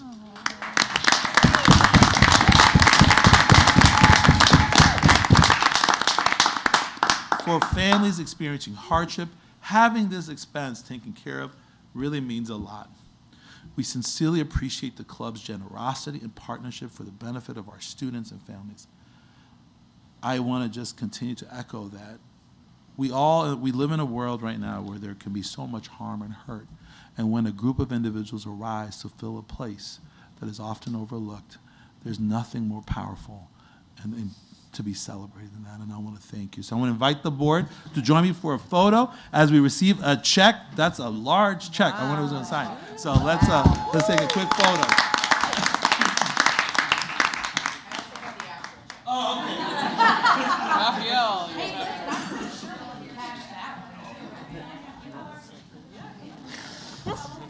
Wait, where's Raphael? You want to grab that? I was gonna say, hey, right? Raphael, you got to come up.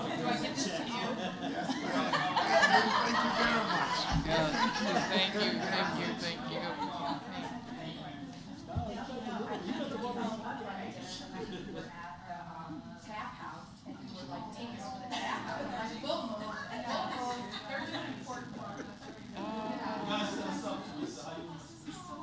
Keep filling in, keep filling in.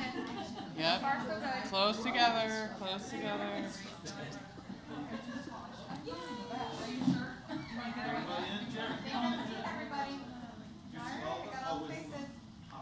Say lunch. All right. Ready?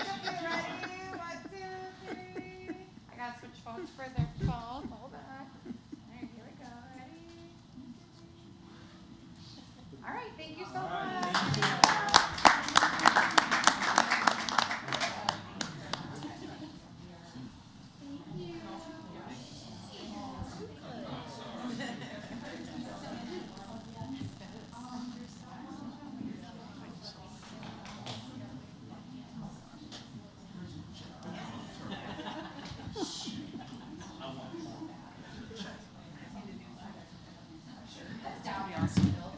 really. To let you know that we do plan to try Come up to make the this mic, an so we, annual thing. please. So we just wanted to let you know that we do plan to try to make this an annual thing to contribute Oh my to food God. insecurities within the community. Now, yes, we should stand. If anybody feels so moved.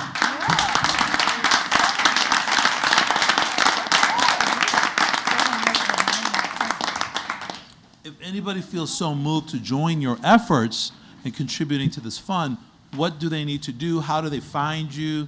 What's the process, or is this just for you all? No, absolutely, it's not just for us. We do have a website, oswegojuniors.org, so you can follow us there for different fundraisers within the community. One of our biggest initiatives is scholarships for high school seniors at OE and OHS, and we have a huge red carpet party in March 2nd, and keep an eye out for tickets. They'll be going on sale the middle of December, middle of this month, and we invite all community members to join us at that. Now say the website again. oswegojuniors.org. The word juniors is spelled out? Yes. And we also have a Facebook group.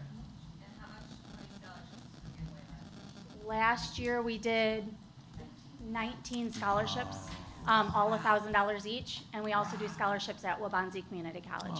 Wow. Thank you. Thank you. And with that, I want to invite board members as part of my superintendent comments. It's important that we share in some of the good news, but also important announcements that may be coming up. So I want to invite board members to jump in here and share some of those. Shout out to OHS junior Sydney Hamaker, Long Beach state recruit, as she was chosen by the Record newspapers as the girls' volleyball player of the year. Yeah, it's a Long Beach. I like that, right? The beach. Different beach, but still the beach. We are so proud of the 105 students from Oswego East and the 68 students from Oswego High School who have been announced as the 2024-2025 Illinois State Scholars. These students joined their peers across the state in the top 10% of the graduating seniors and recognized by their outstanding achievement. Congratulations. Moving on, 7 students from Oswego East and 8 students from Oswego High School were selected as 2024 Illinois Music Education Association All-State Musicians. These students will participate at the 2024 All-State festivities with others from across the state in Peoria, January 25th through 27th. Congratulations to these talented musicians.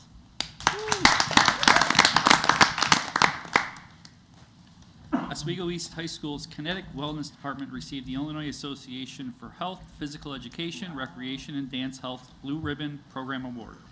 This is a testament to the great programming they provide for our students. Congratulations.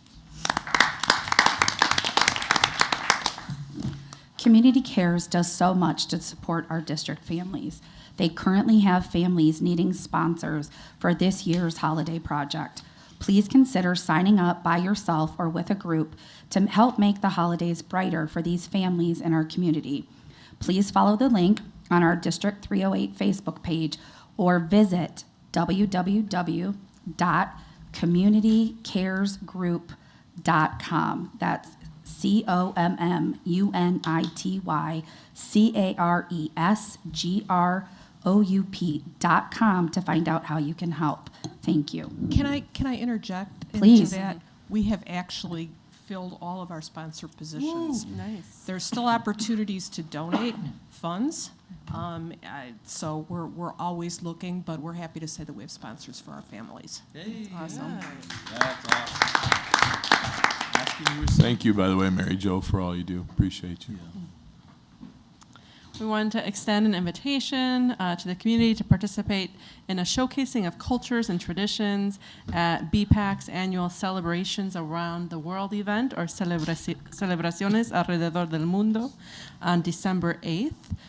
The event will be held at Eastview from 6 to 8. So you can visit the district's website calendar to find that information, but everyone is welcome. And finally, as a reminder, the public is invited to attend all board committee meetings where particular topics are discussed Details are presented and recommendations are brought forward to the board as a whole. Coming up later this week, Wednesday, December 6th, is the Equity Teaching and Learning Committee meeting at 5 p.m. Finance and Facilities will meet on Monday, December 11th at 6 p.m. And then Tuesday, December 19th, the Policy and Legislative Committee meets at 5 p.m. These meetings are held at the District Administration Center, and there is opportunity for public comment at each of these meetings. And by the way, I want to point out, I don't want to call out his name because I don't want him to get embarrassed, but we do have an OE student who I think has showed up to every single one of our committee meetings, and so you're seeing your notice and appreciate it. Be the change, right? Be the change. That's right. With that concludes my superintendent comments. There are so many exciting things that happen in this district, and so much learning, and I'm grateful to have the board join me in reflecting and celebrating those, so thank you for that, Madam President. Thank you. Thank you for that report. And if you guys don't mind, can we go out of order and do the student ambassador report, because it's getting late and we need them to get their sleep and be ready for tomorrow. So we're going to go with our student ambassador reports. Oh, I have to make a motion to do it. Can I have a motion to have our student ambassador report go after our superintendent report tonight? We're just moving it to 6.2, right? I just said move it to 6.2. No, Or 8.2. 8.4. Make a motion to move item 8.4 to 8.2. Second. Ms. Venmus? Aye. Mr. Ploger? Aye. Ms. Johnson? Aye. Ms. Simulton? Aye. Mr. Gatewood? Aye. Dr. Mario? Aye. Mr. Saron? Aye. Motion passes 7-0. We will now have our student ambassador reports. Can we make that permanent so we don't have to do this a lot? Yes. Well, we have to make a motion for that. No. No, we just do it. All right, so over the past couple of weeks, we have made some very successful plans for Ascend on January 26th. The main topics of discussion were deciding on a schedule that will give students ample time with speakers and for reflection, determining how we want to organize our speakers, discussing how to give students decision-making power on which speakers they want to listen to while keeping students organized and focused, and lastly, how we can ensure students are engaged throughout the entire day. We plan on continuing this planning at our December 11th meeting so we can have an appropriate amount of time to make sure we communicate these plans with teachers and staff appropriately. Lastly, I just want to discuss the III conference I had the privilege of attending 2 weeks ago. Myself and other SSAC students were given the opportunity to be part of a day-long intensive on student voice. This program included important lessons on breaking down barriers between students and administration, discussion of important issues within districts statewide, and a breakout session with just student attendees. This breakout session was one of my favorite parts of the day as we got to discuss issues we are addressing within our district, such as sexual harassment and mental health, with other representatives to find unique ways to tackle these issues. Overall, it was a great experience that I will remember as I continue my work as a student ambassador. Thank you to the board and administration for giving me and the other SSAC members this amazing opportunity. That was awesome. Okay, thanks. All right. Oh, okay. I was not, unfortunately, able to attend the III conference last month, as I was attending an entertainment conference in the Sunshine State of Florida. I was able to learn a lot about the business industry, however, and the hard work that does go into that field. Overall, the SSAC has been focusing in on planning our Ascend in January, and we are looking forward to completing all of our projects and finalizing our details by the next board meeting so we can provide essential communication about Ascend, as well as pushing out and receiving our much awaited results from our teacher survey so we can create a strong action plan to kick off second semester strong with how we want to utilize those results. Thank you. Thank you. Thank you very much. And you guys are excused. Second semester. Oh my gosh. Okay, now we'll go back to our 8.2 board committee reports. So we have finance and facilities and then policy and legislative. Finance and facilities, would you like to share out? Sure. The OEHS, the Oswego East Track Oval, is striped and completed and available for use. The high jump, pole vault, and long jump should be completed by May 2024, depending on weather. I think that's really important because there is some misinformation out there right now that says there will not be for next year, and it's really important that everybody understands that we have a very keen eye on that. The outside track will be ready for track season. The high jump, long jump, and the pole vault will be completed inside the high school if it's not ready by the track season. A lot of this is unfortunately determined by vendors and timing and materials. And weather. So we kind of have to absorb those delinquencies when they come to us. The OHS track, still in progress with completion date of May 2024, depending on the weather. In the interim, we have reached out to Yorkville High School and Plainfield Central to host our home track meets. OHS will utilize the OE track occasionally for training. The OE tennis court is complete. The OHS tennis courts are anticipated to be completed by May 24th, depending on the weather. Tennis season should run without interruption. The Oswego East pool maintenance of diving boards and their starter blocks is needed. Gathering information on the cost at this time, and we will update the Finance and Facility Committee in December. Kluber, our architect, has presented a 5-year plan to our Finance and Facility Committee for approval, and it will be presented to the Board of Education.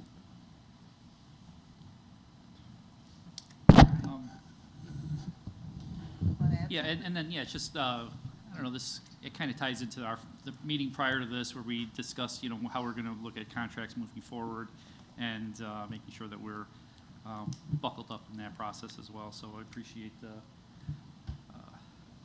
Mr. Obafemi bringing that to us. And, we're looking to make sure that some of these situations don't happen again. Well, I think it's also, on kind of a different topic, I think it's also great that we've got a 5-year plan put together that Kluber did for us so that we can start to kind of actively plan and budget for some of these repairs that we all know need to be done at this point in time. Yep. One piece, just to give the history here, some of those things were done in the past, and then financial calamity occurred, and so I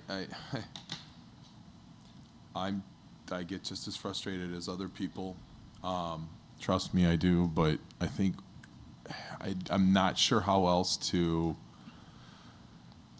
I'm just not sure how else to articulate that when those things were happening. I don't know what else we could have done at the time to convey that there would be years and years of effects from all of that. I feel terrible about it every day, right? But I can tell you, someone sitting up in bright lights on a stage and you're discussing cuts, there wasn't one person who thought, well, we'll be fine after this. So I'm happy to see us getting better, and thank you, but I know we're not where we need to be, so I don't think anybody's arguing that. Yeah, it's gonna take a while. Take a while. I didn't realize we had a page 2. We did discuss the water main break at Oswego High School. I just want to shout out to the maintenance team, did an incredible job. Thank you, Mr. Queen. Please send along our appreciation. What they were able to do in such a short amount of time to mitigate the risk of more damage was incredible. So we were very proud of that. We will be receiving, the Board of Education will receive a bid for mowing on January 8th, and then we will have action on January 22nd. And something that I am very excited about is we put out an RFP, that's a request for a proposal for new food service, possibly could be Aramark again, we don't know. But last year, ISB took away the low bid requirements, so we now have the chance to award the food service bid to align with our board priorities and our values and our vision. This got updated. There are 15 vendors that have shown interest so far, which is amazing. The RFP process will allow us to do a food tasting and visit the cafeteria, and there will be a small committee put together to help with student ambassadors, board members to take part in the tasting process. And we have also, very proud of Amanda and Mr. Ubafemi in really putting all the needs of our specific district and our specific schools in the RFP to ensure that all of our students are getting the same food on a daily basis at the same time, especially with what is presented in the menu, which we know there have been a lot of issues. So we look forward to getting back that information, and that's 2 more vendors that submitted since we met as a finance committee, so that is very exciting. Okay. Policy and legislative. Okay. We had 2 basic conversations at the Policy and Legislative Committee. We did some work on policy, reviewing policy from press and an additional policy that we'll bring forward to the board as well. And then we spent another half of the time discussing legislative matters. Jared did a nice job of bringing some information that he gathered about the districts around us, near us, kind of around us, and helping us visualize what characteristics we share with those districts to see if there is any natural connections that we could make in regards to advocacy at the legislative level. That conversation continues. Yep, just getting started. Yeah, we're just getting started with that. What did I miss? I think we were also talking to the IASB, or we were considering talking to the IASB about potentially in the future having a regional meeting. I have to keep toning this down. Having a regional meeting at this location, depending on what their, in this district, depending on what their parameters were. It seems that I guess from what we've heard, we have been fairly quiet within IASB for a long period of time, and we need to start getting our voices back. Yeah, and it kind of ties into some of the feedback that we received from IASB. We had what I thought was kind of a courageous conversation too when it came to, we had a great suggestion from Teresa about perhaps approaching our region, which we're in IASB, we're in the Kishwaukee region, about perhaps seeing if they can get legislators together and we could go that route. One of the things to think about that our conversation went to when it comes to advocacy for our district is there's a couple of pieces. One is we are definitely on the border of our region. So Kendall County isn't even marked on the map as being in Kishwaukee, and we're the largest district in Kendall County, and clearly we're in the Kishwaukee division. But if you go to 204, they're in DuPage, and if you go to Plainfield, they're in Three Rivers, and so we really are, like, we talk about being kind of where everything meets over here. We really are kind of where everything meets, according to them. We had some discussions about whether we wanted to have discussions with IASB about the way they've done the regions. That came up. And then, you know, and this is the hard part to kind of convey to the community. There are committees, there are leadership roles in the regions, and then there are leadership roles at the statewide. Myself being on the board 6 years, that's like nothing, right? It's compared to other districts who claim those leadership roles. They've had a lot of experience and a lot of board members on there. I am not advocating for anything other than to make sure that the general public understands we've had turnover that we've been uncomfortable with when it comes to administration level, but we've also had turnover at the board level. And I'm not saying that it hasn't been necessary or anything, but there are consequences to that, right? And one of the consequences, I'll talk about it more in my board comments, is we seem to not know the whole history of things that have come before us sometimes. And you know, we can say a conversation started at a certain point. From our perspective is limited, right? And so a lot of times those conversations, trust me, have started long before, and there have been people who sat in these seats and have said many things and witnessed many things also. I am happy, though, that the board seems very excited about staying in IASB, because that was another thing that was brought up. We've actually had board members who wanted to remove themselves from Oswego from IASB as well. So I think those were everything. You did a good job of covering everything else. I just wanted to add those pieces of the conversation that happened. And I should thank you again for putting all of that together. That's pretty awesome. It was actually fun. I enjoyed it. I know you enjoyed it. I knew it was fun when I got it like within 24 hours. So I was like, oh, Jared's been having fun. And texts along the way. Contrary to popular opinion, I do listen, and then I go forth. And I told you my wife gets tired of me not sleeping. Thank you. All right, 8.3, board comments. Who wants to start? You can go ahead. You've been going last. So. I didn't prepare anything, but I just wanted to say III was once again quite inspirational, and walked away with a lot of ideas and thoughts and so forth. But more than anything, I just want to say that our students, man, did they shine once again.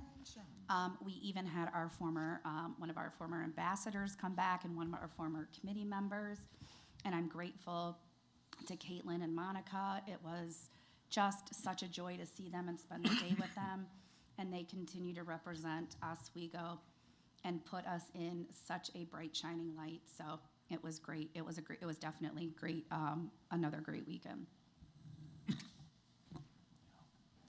I can continue with comments and just say, was my first time at III. Great experience. Lots of, getting to know each other and hanging out, and also lots of learning in the different sessions.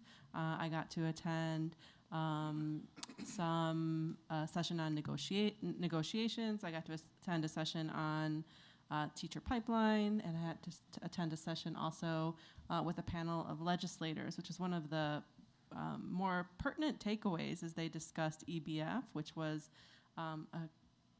is always a topic related to all the things that we're doing here on the board. And I'll say that, and I have my detailed notes, but there was 2 legislators there, as well as a deputy governor for education in Illinois.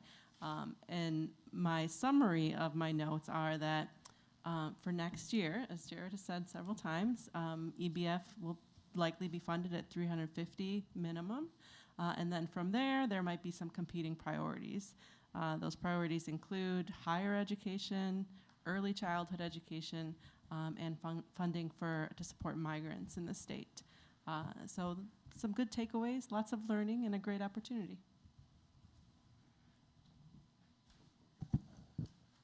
Let's see. So a couple things that I'll start with. I went to at III a piece on SPED funding, special education funding. A couple of things. I pulled a lot out, but I'm just going to highlight 3. EBF does not provide for high-cost, low-incident students with disabilities. So as we see that population increase, we should realize that. Also, IDEA hold harmless is based off of 1998 numbers. So when we talk about anyone messing with evidence-based formula, that should be alarming, to say the least, especially if you have someone in special education. I'm not going to get into details, but there's potential where outsourcing could be affecting our maintenance of equity. And for those that don't know that, this is the formula that makes sure we aren't reducing spending on special education. So there was that. The delegate assembly was very interesting. Important to be transparent here. So the biggest generation of revenue for IASB comes from dues and conferences and programs. The largest expenditure is on personnel and progress. some of those outreach pieces that they do. There were 2 candidates. I apologize for this. I felt terrible about this. There were 2 candidates for vice president. We didn't know. So just so we're aware of what the process is, you can submit your name, but this goes back to you have to have a certain criteria. You have to have so many years in.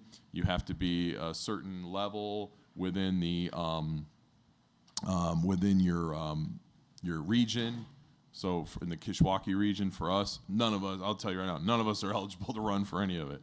So I'm sorry they didn't tell us that somebody did submit their name who was eligible. It was a board member by the name of, from Valley View. I'll just leave it at it was a board member from Valley View. They did not win. Instead, the person who won is from a non-unified district downstate. Discussions about, this came up in our large district meetup that Mary Jo and I were at, attended, the lack of transparency with that piece and some of the lack of transparency with the delegate assembly in general. I think we're pretty darn good here and we do the best that we can.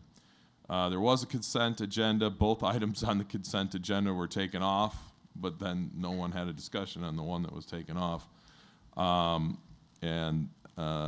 was the school resource officer. It was accepted with about 65% of districts voting yes. The industrial construction resolution did not even reach a discussion, which I thought was terrible. I'm not, wherever we go with it, but the fact that we weren't even going to talk about it was very disappointing. The new bus driver resolution also passed, and there was not even an attempt to move the employment history review resolution to the floor, so it didn't even make it to the floor. The one piece I'm going to add that's not III related, though kind of. My first time at III was in 2015, and I went at that time with another board member, and we went to many of the exhibits that had turf. And we came back and we were like, wow, this would be very cost effective here. That was 2015. In fact, it was mentioned in a board meeting in 2015. And we talked about how that would be very cost effective. It's actually one of the, probably, I don't want to promise this, but it was right around that time where I coined the phrase, the things that we are doing to save money are actually costing us money. I know and I remember this very well from 2015. However, a very bad sign of a district trying to make investments is when you are having to utilize tax anticipation warrants. Hey, listen, I would like to pay off my house. I would like to, I don't know, spend no money on anything except for paying off my house. That's not realistic. I have a mortgage and I can't do it, right? So I understand the piece about investing. I 100% agree that this makes absolute sense. Anything that we do that keeps us from getting to a budget, or I'm sorry, a balance, where we don't have to borrow money from other districts, those are hard decisions, right? Those are hard discussions. As far as a loan goes, the community spoke 3 times. Well, the community spoke 2 times and said no. A 3rd time the county said no, which was on the sales tax piece. Actually, not going to use the person's name, but I actually had an elected official who, no, they're Republican, who said that was an ingenious idea because you were forwarding all that money to, at the time we had a policy that forwarded all that money and would have gone towards property tax abatement, which probably would have garnered a lot more support when it comes to things like levies and so forth. But it didn't pass, right? And we're not a business, so we have to have a balanced budget legally. We can't print money because that's the federal government. And tragically, it's on display for where the spending levels are for districts. We are not in one of those tiers that's better off. It keeps me up at night because I am absolutely 100% concerned about safety of our students. Full disclosure, I walked out on the Oswego High School field, and a couple of you heard me say this thing's in terrible shape. I thought I was gonna watch the Chicago Bears come out and blow a game out there. No, both teams played better. That's very true. They did. But I just I say this only because the conversation happened about 8 years ago, and then we went into budget cut mode. We asked for money, it didn't happen, and we decided as a community we were going to crawl out the hard way. And these are all effects of that. I don't like it. I hate it. You know, and the decision is easy. It'd be easy because it's, yes, it is cost effective. You have to have money to invest money, though. That's how that part works, unfortunately. Hard way. What's that? Crawl out the hard way. What is the hard way? Meaning we weren't. Because we borrowed up to our, what do you mean? Like we could have passed a referendum and that would have been an easier way. We decided that wasn't. You meant we as the community. We are a community, yes, and we collect. I know sometimes it's hard for us as Americans to think we, but we, so. Okay, no, I got you. I'll just say ditto to everything with the Triple I student voice. Jen summed it up pretty well. Excuse me. There was one session that I went to that was creating trauma-responsive schools. And it was two comments. One was unaddressed childhood trauma is one of the single greatest public health crises in our country. And so when I think about that, I'll say the second one first and then I'll give a summary. The long-term effect, the long-term impact of trauma is related less to the trauma itself and more to the community's response to that trauma. And so when I think about those two comments and I think about our post-COVID schools, not just for our students, but also for our teachers and staff, it just makes me think or know that we have no idea of the impact that COVID had on our teachers and on our students alike.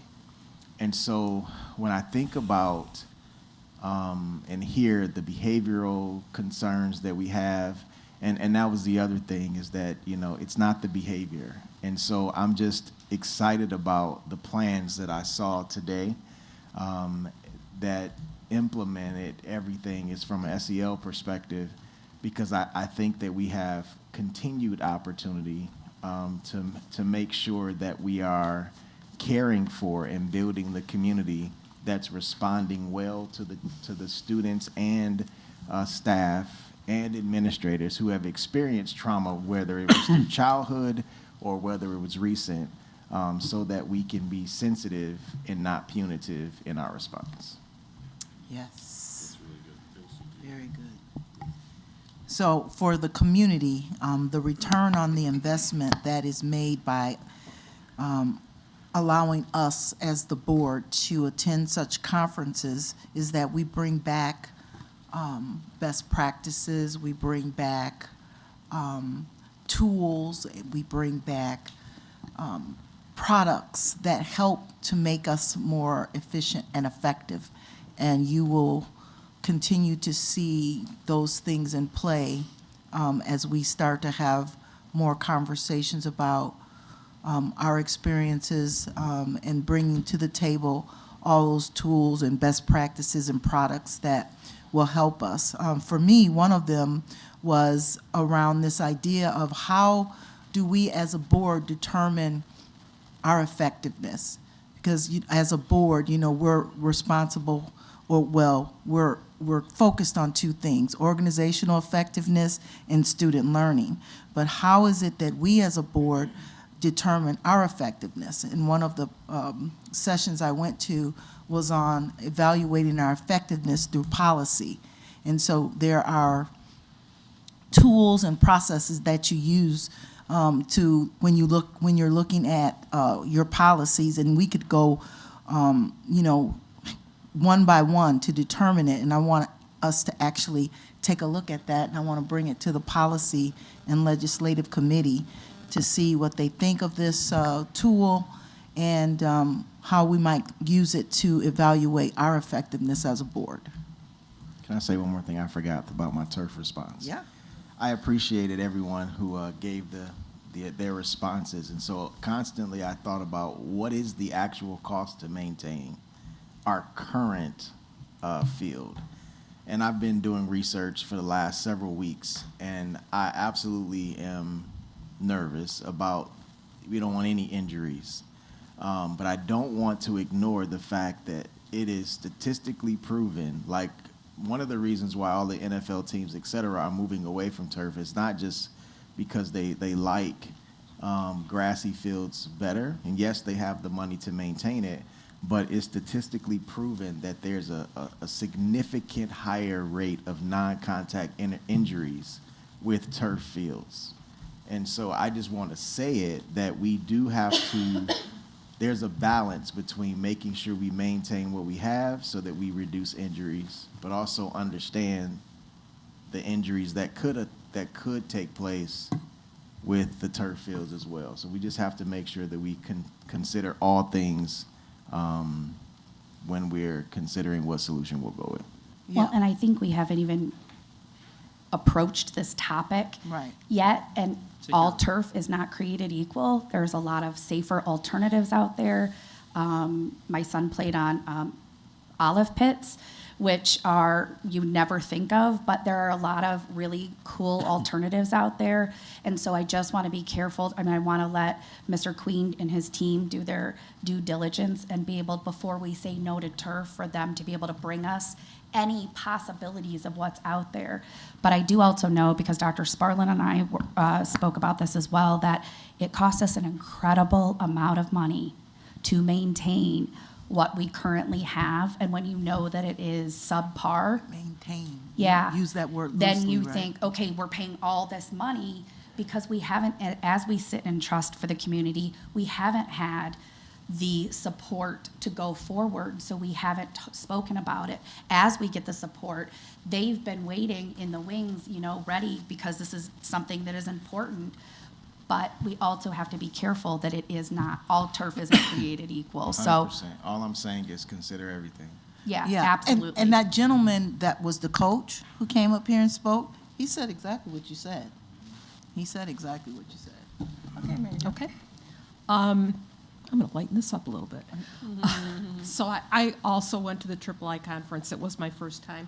Did spend the day on Thursday in a full day of equity immersion, which I really, really enjoyed. Really learned a lot of things, really, really enlightening. Couple other places that I've been to over the past couple weeks. I was happy to be invited by Toya Jones, the principal at Boulder Hill. I was there at the beginning of their staff meeting last week, so I spoke for a few minutes there. Though the teachers there, the whole staff there, they're all rock stars. They don't have an easy job.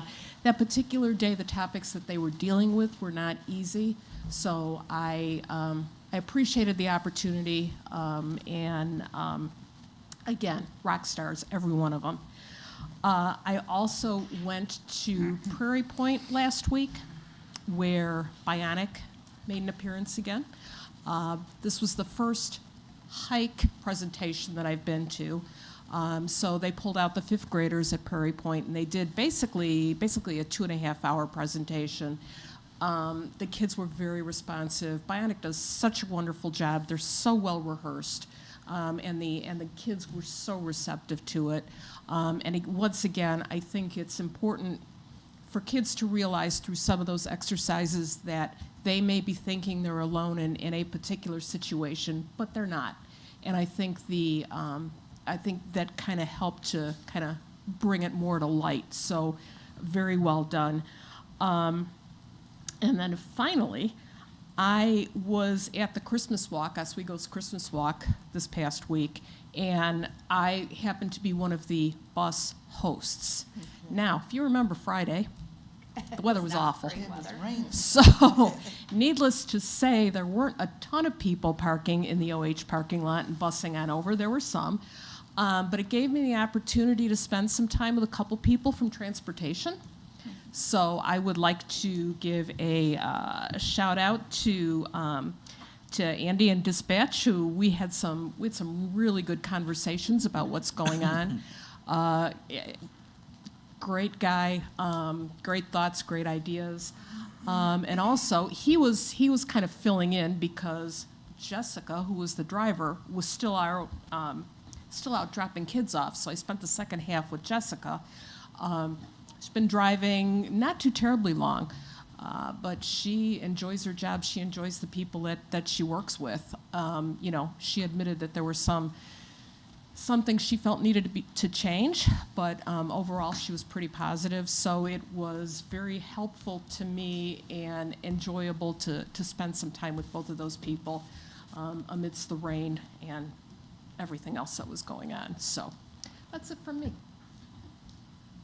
Just a couple things. Attended the Oswego Special Olympics, the Oswego Wildcat varsity game. They beat Elgin 30-26, I believe. And I really want to thank the parent that reached out to me, or to all of us, I believe, to let us know that it was coming, that there was a game. It was a day before, though, so it was a little tough. But so I encourage any community member out there to let us know about any events that are going on. The other thing was I did attend that EL forum that you were speaking about. It was well done. There was an appreciative and optimistic mood at the table I was at. There were lots of circular tables filled with community members. It was impressive showing, put it that way. So, want to thank the people that put that together. So yes, thanks.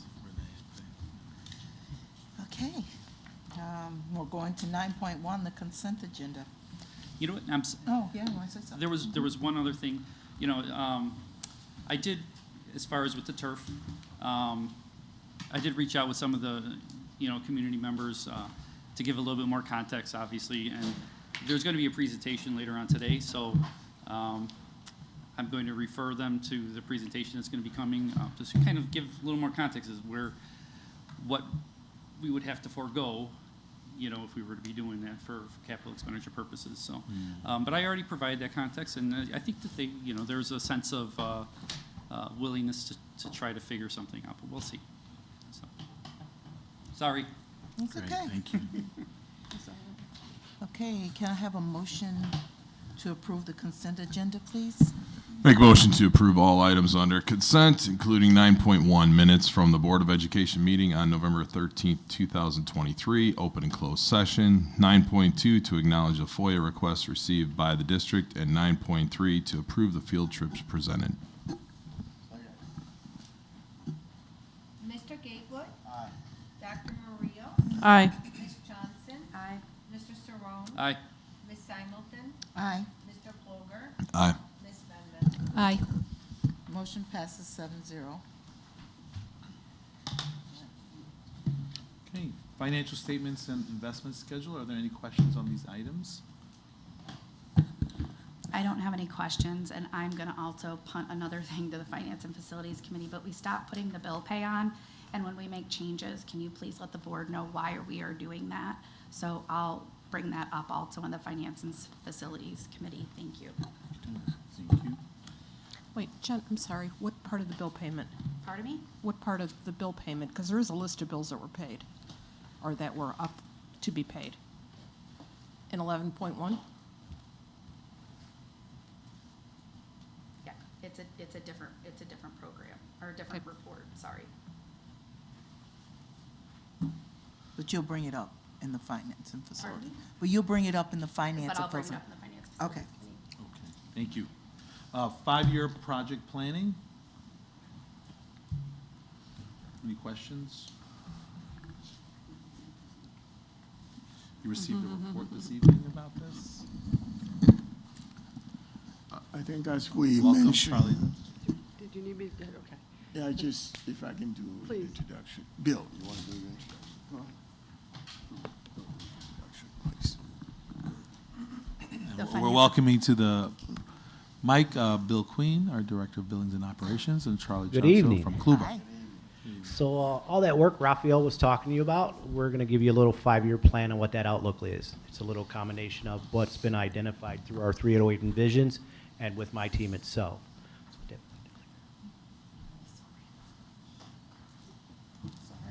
The Finance and Facilities Committee has already reviewed this, Yes. FYI. All right, Charlie, I'll let you lead around down through it. You just tell me how to work the clicker. This is work for both this year and parts of next year for the fiscal year 23-24. I'll note the two items when you're looking specifically into each box, but at the top, items that are starred are in process at some point. They're either in design or through construction or in construction or going to construction or going to bid.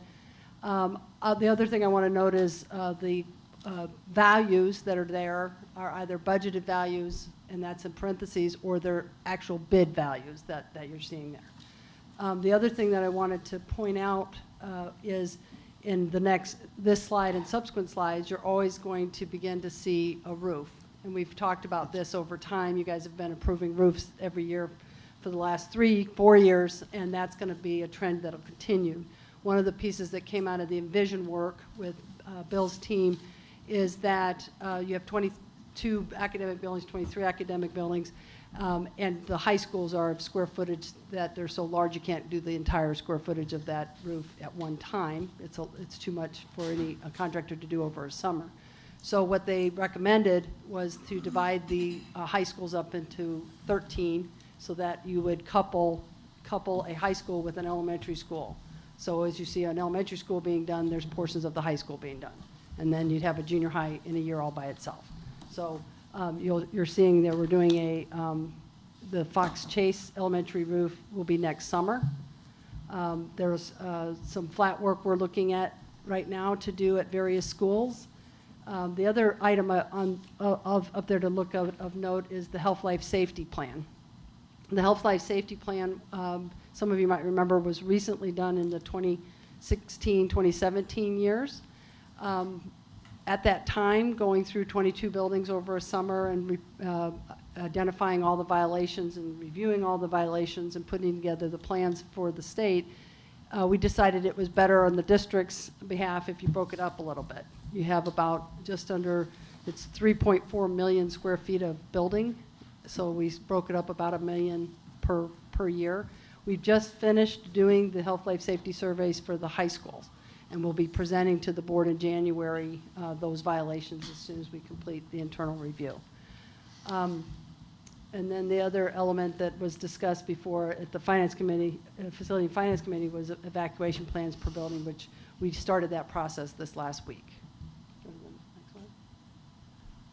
Next year, again, looking at the RTU projects which you've already approved, again, not items that are starred. Any corrective work that requires capital funding, health life safety could be done either internally with your staff or externally with third party. So any projects that might come out of that, and that's just a budgeted number now that's being vetted right now as we go through this work. There's been funds identified remaining from ESSER to accomplish some facility building automation system upgrades. You have several antiquated systems that need to be upgraded to help Bill's staff identify when issues go off in the middle of the night. And then we'd be continuing the health life safety survey portion, and we would be tackling the junior high schools next summer. The following year, again, there's that roof again. You'd be seeing some high school work at junior high school, the Bernardzic roof replacement. There's partial roof work / the skylighted area in here. Long Beach cooling tower replacement. Interestingly enough, it was refurbished, but it's starting to rust through. It does need to be replaced now at this point. And then there's the corrective maintenance that would come from the Health Life Safety Survey Phase 2, which would be the junior high schools. And then we would be starting the Phase 3, which is the elementary schools, and it would include the early education facility as well. Next one? Yeah. Okay. Then there's areas of this building that we're going to tackle for roof replacement. In fact, it's the far area over by the gyms. Prairie Point roof replacement would occur at that time too. There's lots of miscellaneous work at Southbury to be done. Some health life safety, some HVAC testing and balancing work, some asphalt and concrete flat work, as well as some hardware that had been identified, security and safety measures in the Envision planning work. And then same with Boulder Hill, very similar and miscellaneous items that could grow. At this point, we were asked to revisit adding Boulder Hill to the concrete for the, in the first slide or second slide for next year's work. So Bill and I are going to do that this week as well, is to get out and take a look at Boulder Hill and see if that work has elevated from corrective maintenance, which is non-hazardous, to something that's more like a health, life, safety, you're going to trip on it. And then the corrective work that would come from the final health, life, safety phase. And then Thompson Junior High is scheduled to be replaced, the roofing replaced on that area. The original part of that building, there's an addition done in 2006, I think, and that roof isn't scheduled to be replaced just yet. So it'd be the older portion of the building, the 1999 section would be scheduled to be replaced. Also concrete repair work at the facilities location, Hunt Club concrete work, and then BOCAL, BAS, and corrective maintenance work.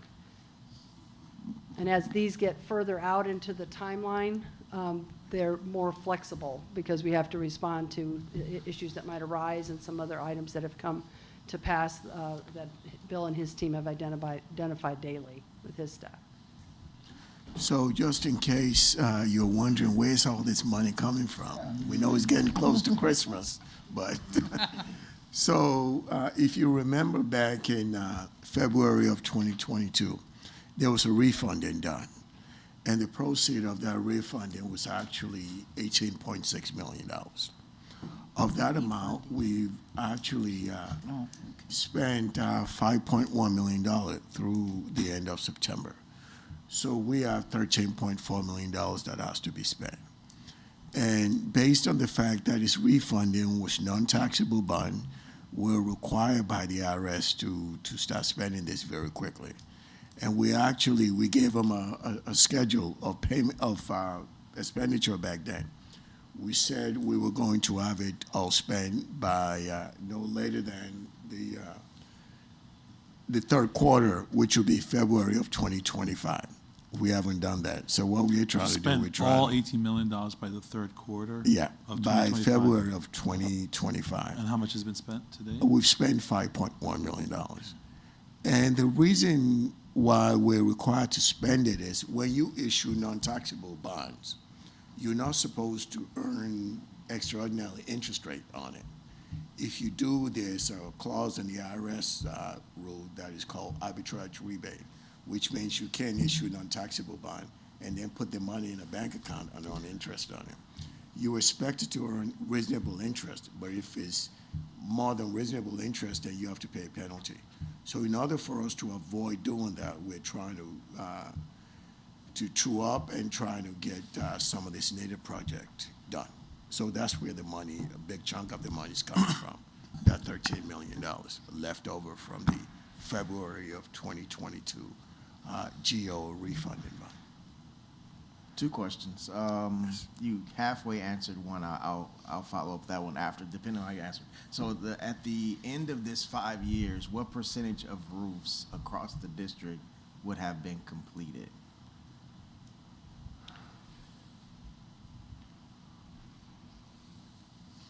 And if you don't know, that's fine. We can get it. I could get back to you with Yeah, that, that's Eugene. fine. That's no Absolutely. problem. But we Because do have that. Yeah, because I'm just thinking about how much more money will we still have to spend after this 5 years is what Oh, I'm a lot, trying to get a lot. to. Exactly. Because it's a moving target, Exactly. unfortunately, And- because that's what we've identified right now. And with buildings, the older they get, with the kind of inclement weather we get, very cold, very warm, it tends to have a negative impact on roofs. So it's a moving target. Agreed. And then the second part to that, I'm sorry, someone was going to say something. Yeah, and this is the body of work now, right? At any given moment, anything could change with this document. In that sense, if we do get a critical breakdown, we would have to audible and relocate those funds to where we needed to fix, right? That's correct. This also doesn't cover any work that we would be doing with our civil engineer or anything outside of Kluber. This is strictly the work that we are doing with Kluber. So there's other projects that me and Mr. Obifemi will be looking for, that parking lots and things of that nature, that we would have to lean on for our civil engineer. Yeah, because my estimate was this is roughly about $5 million per year, and I think it was like 2.7 the last year. And so the second part to that question was how will we be building what? Oh, you did. You answered that. Oh, you answered something. See, man, I knew I was old. I was going to forget. I'll remember in a second. Go ahead, Jared. Is any of this on here? I guess I have a two-part question. First, is any of this on here at a point where it could fail on us and we have to move it up? And two, is there anything that's not on here that could fail? Because you kind of allude to the fact, well, things could change. That makes me think that there are things out there that could potentially fail. No, we're just at that life expectancy, right? Nothing's critical to where it's going to fail, but we're getting to that life, and it could. What, I guess then, what is it that could change this? Right, so you said, well, So something if- could change. Just hypothetically, if we were to lose a boiler or something at one of the buildings, that is something that we would have to replace immediately as an emergency fix. Okay, so. And yeah, okay, I don't want to, okay, thanks, appreciate it. So I'm also thinking total budget.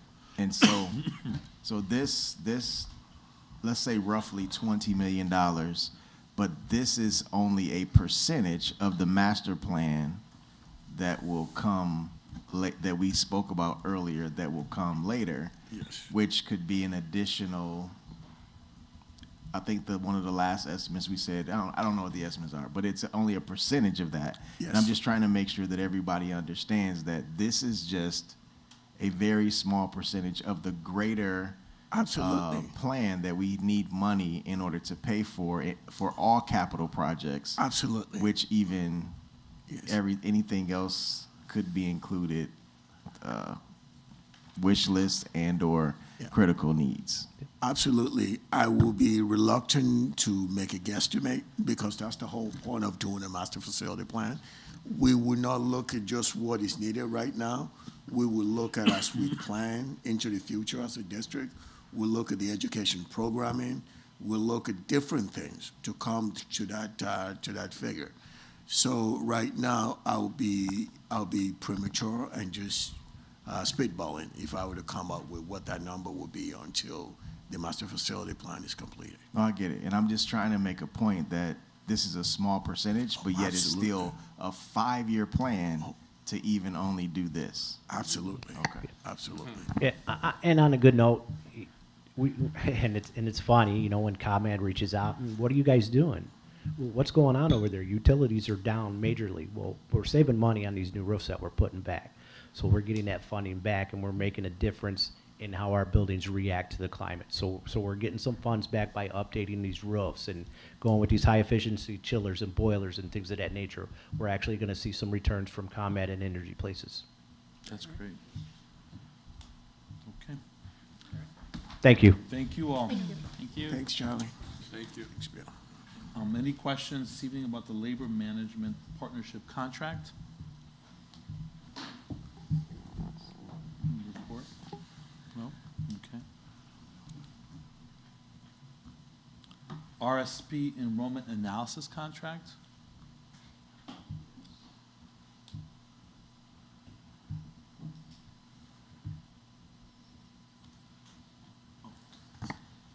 I had one question. So it was an assumption on my part. So my guess was that the 2 years, and the reason why we need the current years to create the benchmark, or is it supposed to be 2024 and then 2026? So the contract uses obviously historical data, current data to provide us projections about Future this year and moving forward. Got it. And then at this time next year, they'll use this year and next Okay. year to then next year and beyond. That's what I thought, but I just wanted to just make sure that, okay, that makes sense. Yep, but the report that we will receive is similar to last year's, where it will include historical, current, and future projections, both for attendance-based and programmatically based. That's why we have to provide the enrollment and if we've moved any of our programs around our district sites. How far do they go out? Is it only a year or just as far out as information is available? I believe it is 5 years, but hold on one. No, it's quick fine. Just wondering. Because I'm wondering if it's 5 years, how, For the student count, with the report back? yeah. Yeah, yeah. Heather's checking, but yeah. They're supposed to look into Yeah, I'm just wondering how far, and then if it's 5 years out, then do we need to do it again next year? I was actually wondering the same thing, but then again, I'm thinking about it. That level of information is probably worth the investment regardless, even if 100%. it's only incrementally changing year over year. Especially since we're in the growth mode again. Dominic's gonna invest in a DeLorean. So to my understanding, we've done this enrollment projection every year.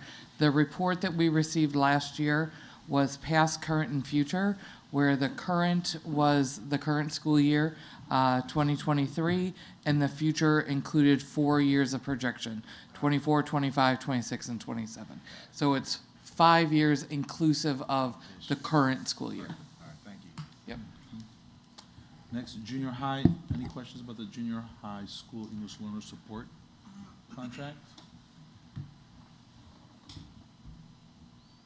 Okay. Policies for first read. Any questions about those? Those are coming forward. Okay. Thank you, board. Okay. Action items, 11.1, approval of bills for payment. Can I have a motion, please? Make a motion to authorize the payment of bills in the amount of $2,154,796.73 as presented. Second. Ms. Venmus? Aye. Dr. Mario? Aye. Mr. Saron? Aye. Ms. Simulton? Aye. Mr. Gatewood? Aye. Ms. Johnson? Aye. Mr. Ploger? Abstain. So motion passes 6. Oh, Jim is here. She came back, sorry. 6 and 1 abstention. Action item 11.2, state waiver application. Can I have a motion, please? Make a motion to adopt the resolution to submit the state waiver application to the Illinois State Board of Education as presented. Second. Dr. Mario? Aye. Ms. Simulton? Aye. Mr. Ploger? Aye. Mr. Saron? Aye. Mr. Gatewood? Aye. Ms. Venmus? Aye. Ms. Johnson? Aye. Motion passes 7-0. Action item 11.3, Stewart Farm lease. Can I have a motion, please? Make a motion to approve the Stewart Farm lease as presented. Second. Ms. Venmus? Aye. Dr. Mario? Aye. Mr. Saron? Aye. Ms. Simulton? Aye. Mr. Gatewood? Aye. Ms. Johnson? Aye. Mr. Ploger? Aye. Motion passes 7-0. Action item 11.4, resolution for fiscal year 25 budget development. Can I have a motion, please? Make a motion to approve the resolution for the fiscal year 25 budget calendar as presented. Second. Mr. Saron? Aye. Ms. Johnson? Aye. Mr. Ploger? Aye. Mr. Gatewood? Aye. Ms. Venmus? Aye. Dr. Mario? Aye. Ms. Simulton? Aye. Motion passes 7-0. Action item 11.5, resolution for property tax appeal intervention. Can I have a motion, please? Make a motion to approve the resolution for the property tax appeal intervention. Second. Dr. Mario? Aye. Ms. Venmus? Aye. Mr. Saron? Aye. Ms. Simulton? Aye. Mr. Gatewood? Aye. Ms. Johnson? Aye. Mr. Ploger? Aye. Motion passes 7-0. Action item 11.6, adoption of the 2023 tax levy. Can I have a motion, please? Make a motion to adopt the make a motion to adopt the 2023 tax levy as presented. Second. Mr. Gatewood? Aye. Ms. Johnson? Aye. Dr. Mario? Aye. Ms. Venmus? Aye. Mr. Ploger? Aye. Ms. Simulton? Aye. Mr. Saron? Aye. Motion passes 7-0. Action item 11.7, approval of separation agreement and general release. Can I have a motion, please? Make a motion to approve the separation agreement with Dr. John Pesky as discussed and presented. Second. Ms. Simulton? Aye. Dr. Mario? Aye. Ms. Johnson? Aye. Mr. Gatewood? Aye. Mr. Saron? Aye. Ms. Venmus? Aye. Mr. Ploger? Aye. Motion passes 7-0. Action item 11.1, approval of personnel report. Can I have a 11.8, approval of personnel report. Can I have a motion, please? Make a motion to approve the personnel report as presented. Second. Dr. Maria? Aye. Mr. Gatewood? Aye. Ms. Johnson? Aye. Mr. Ploger? Aye. Ms. Simulton? Aye. Mr. Saron? Aye. Ms. Venmus? Aye. Motion passes 7-0. Can I have a motion to adjourn? Make a motion to adjourn at 9:50.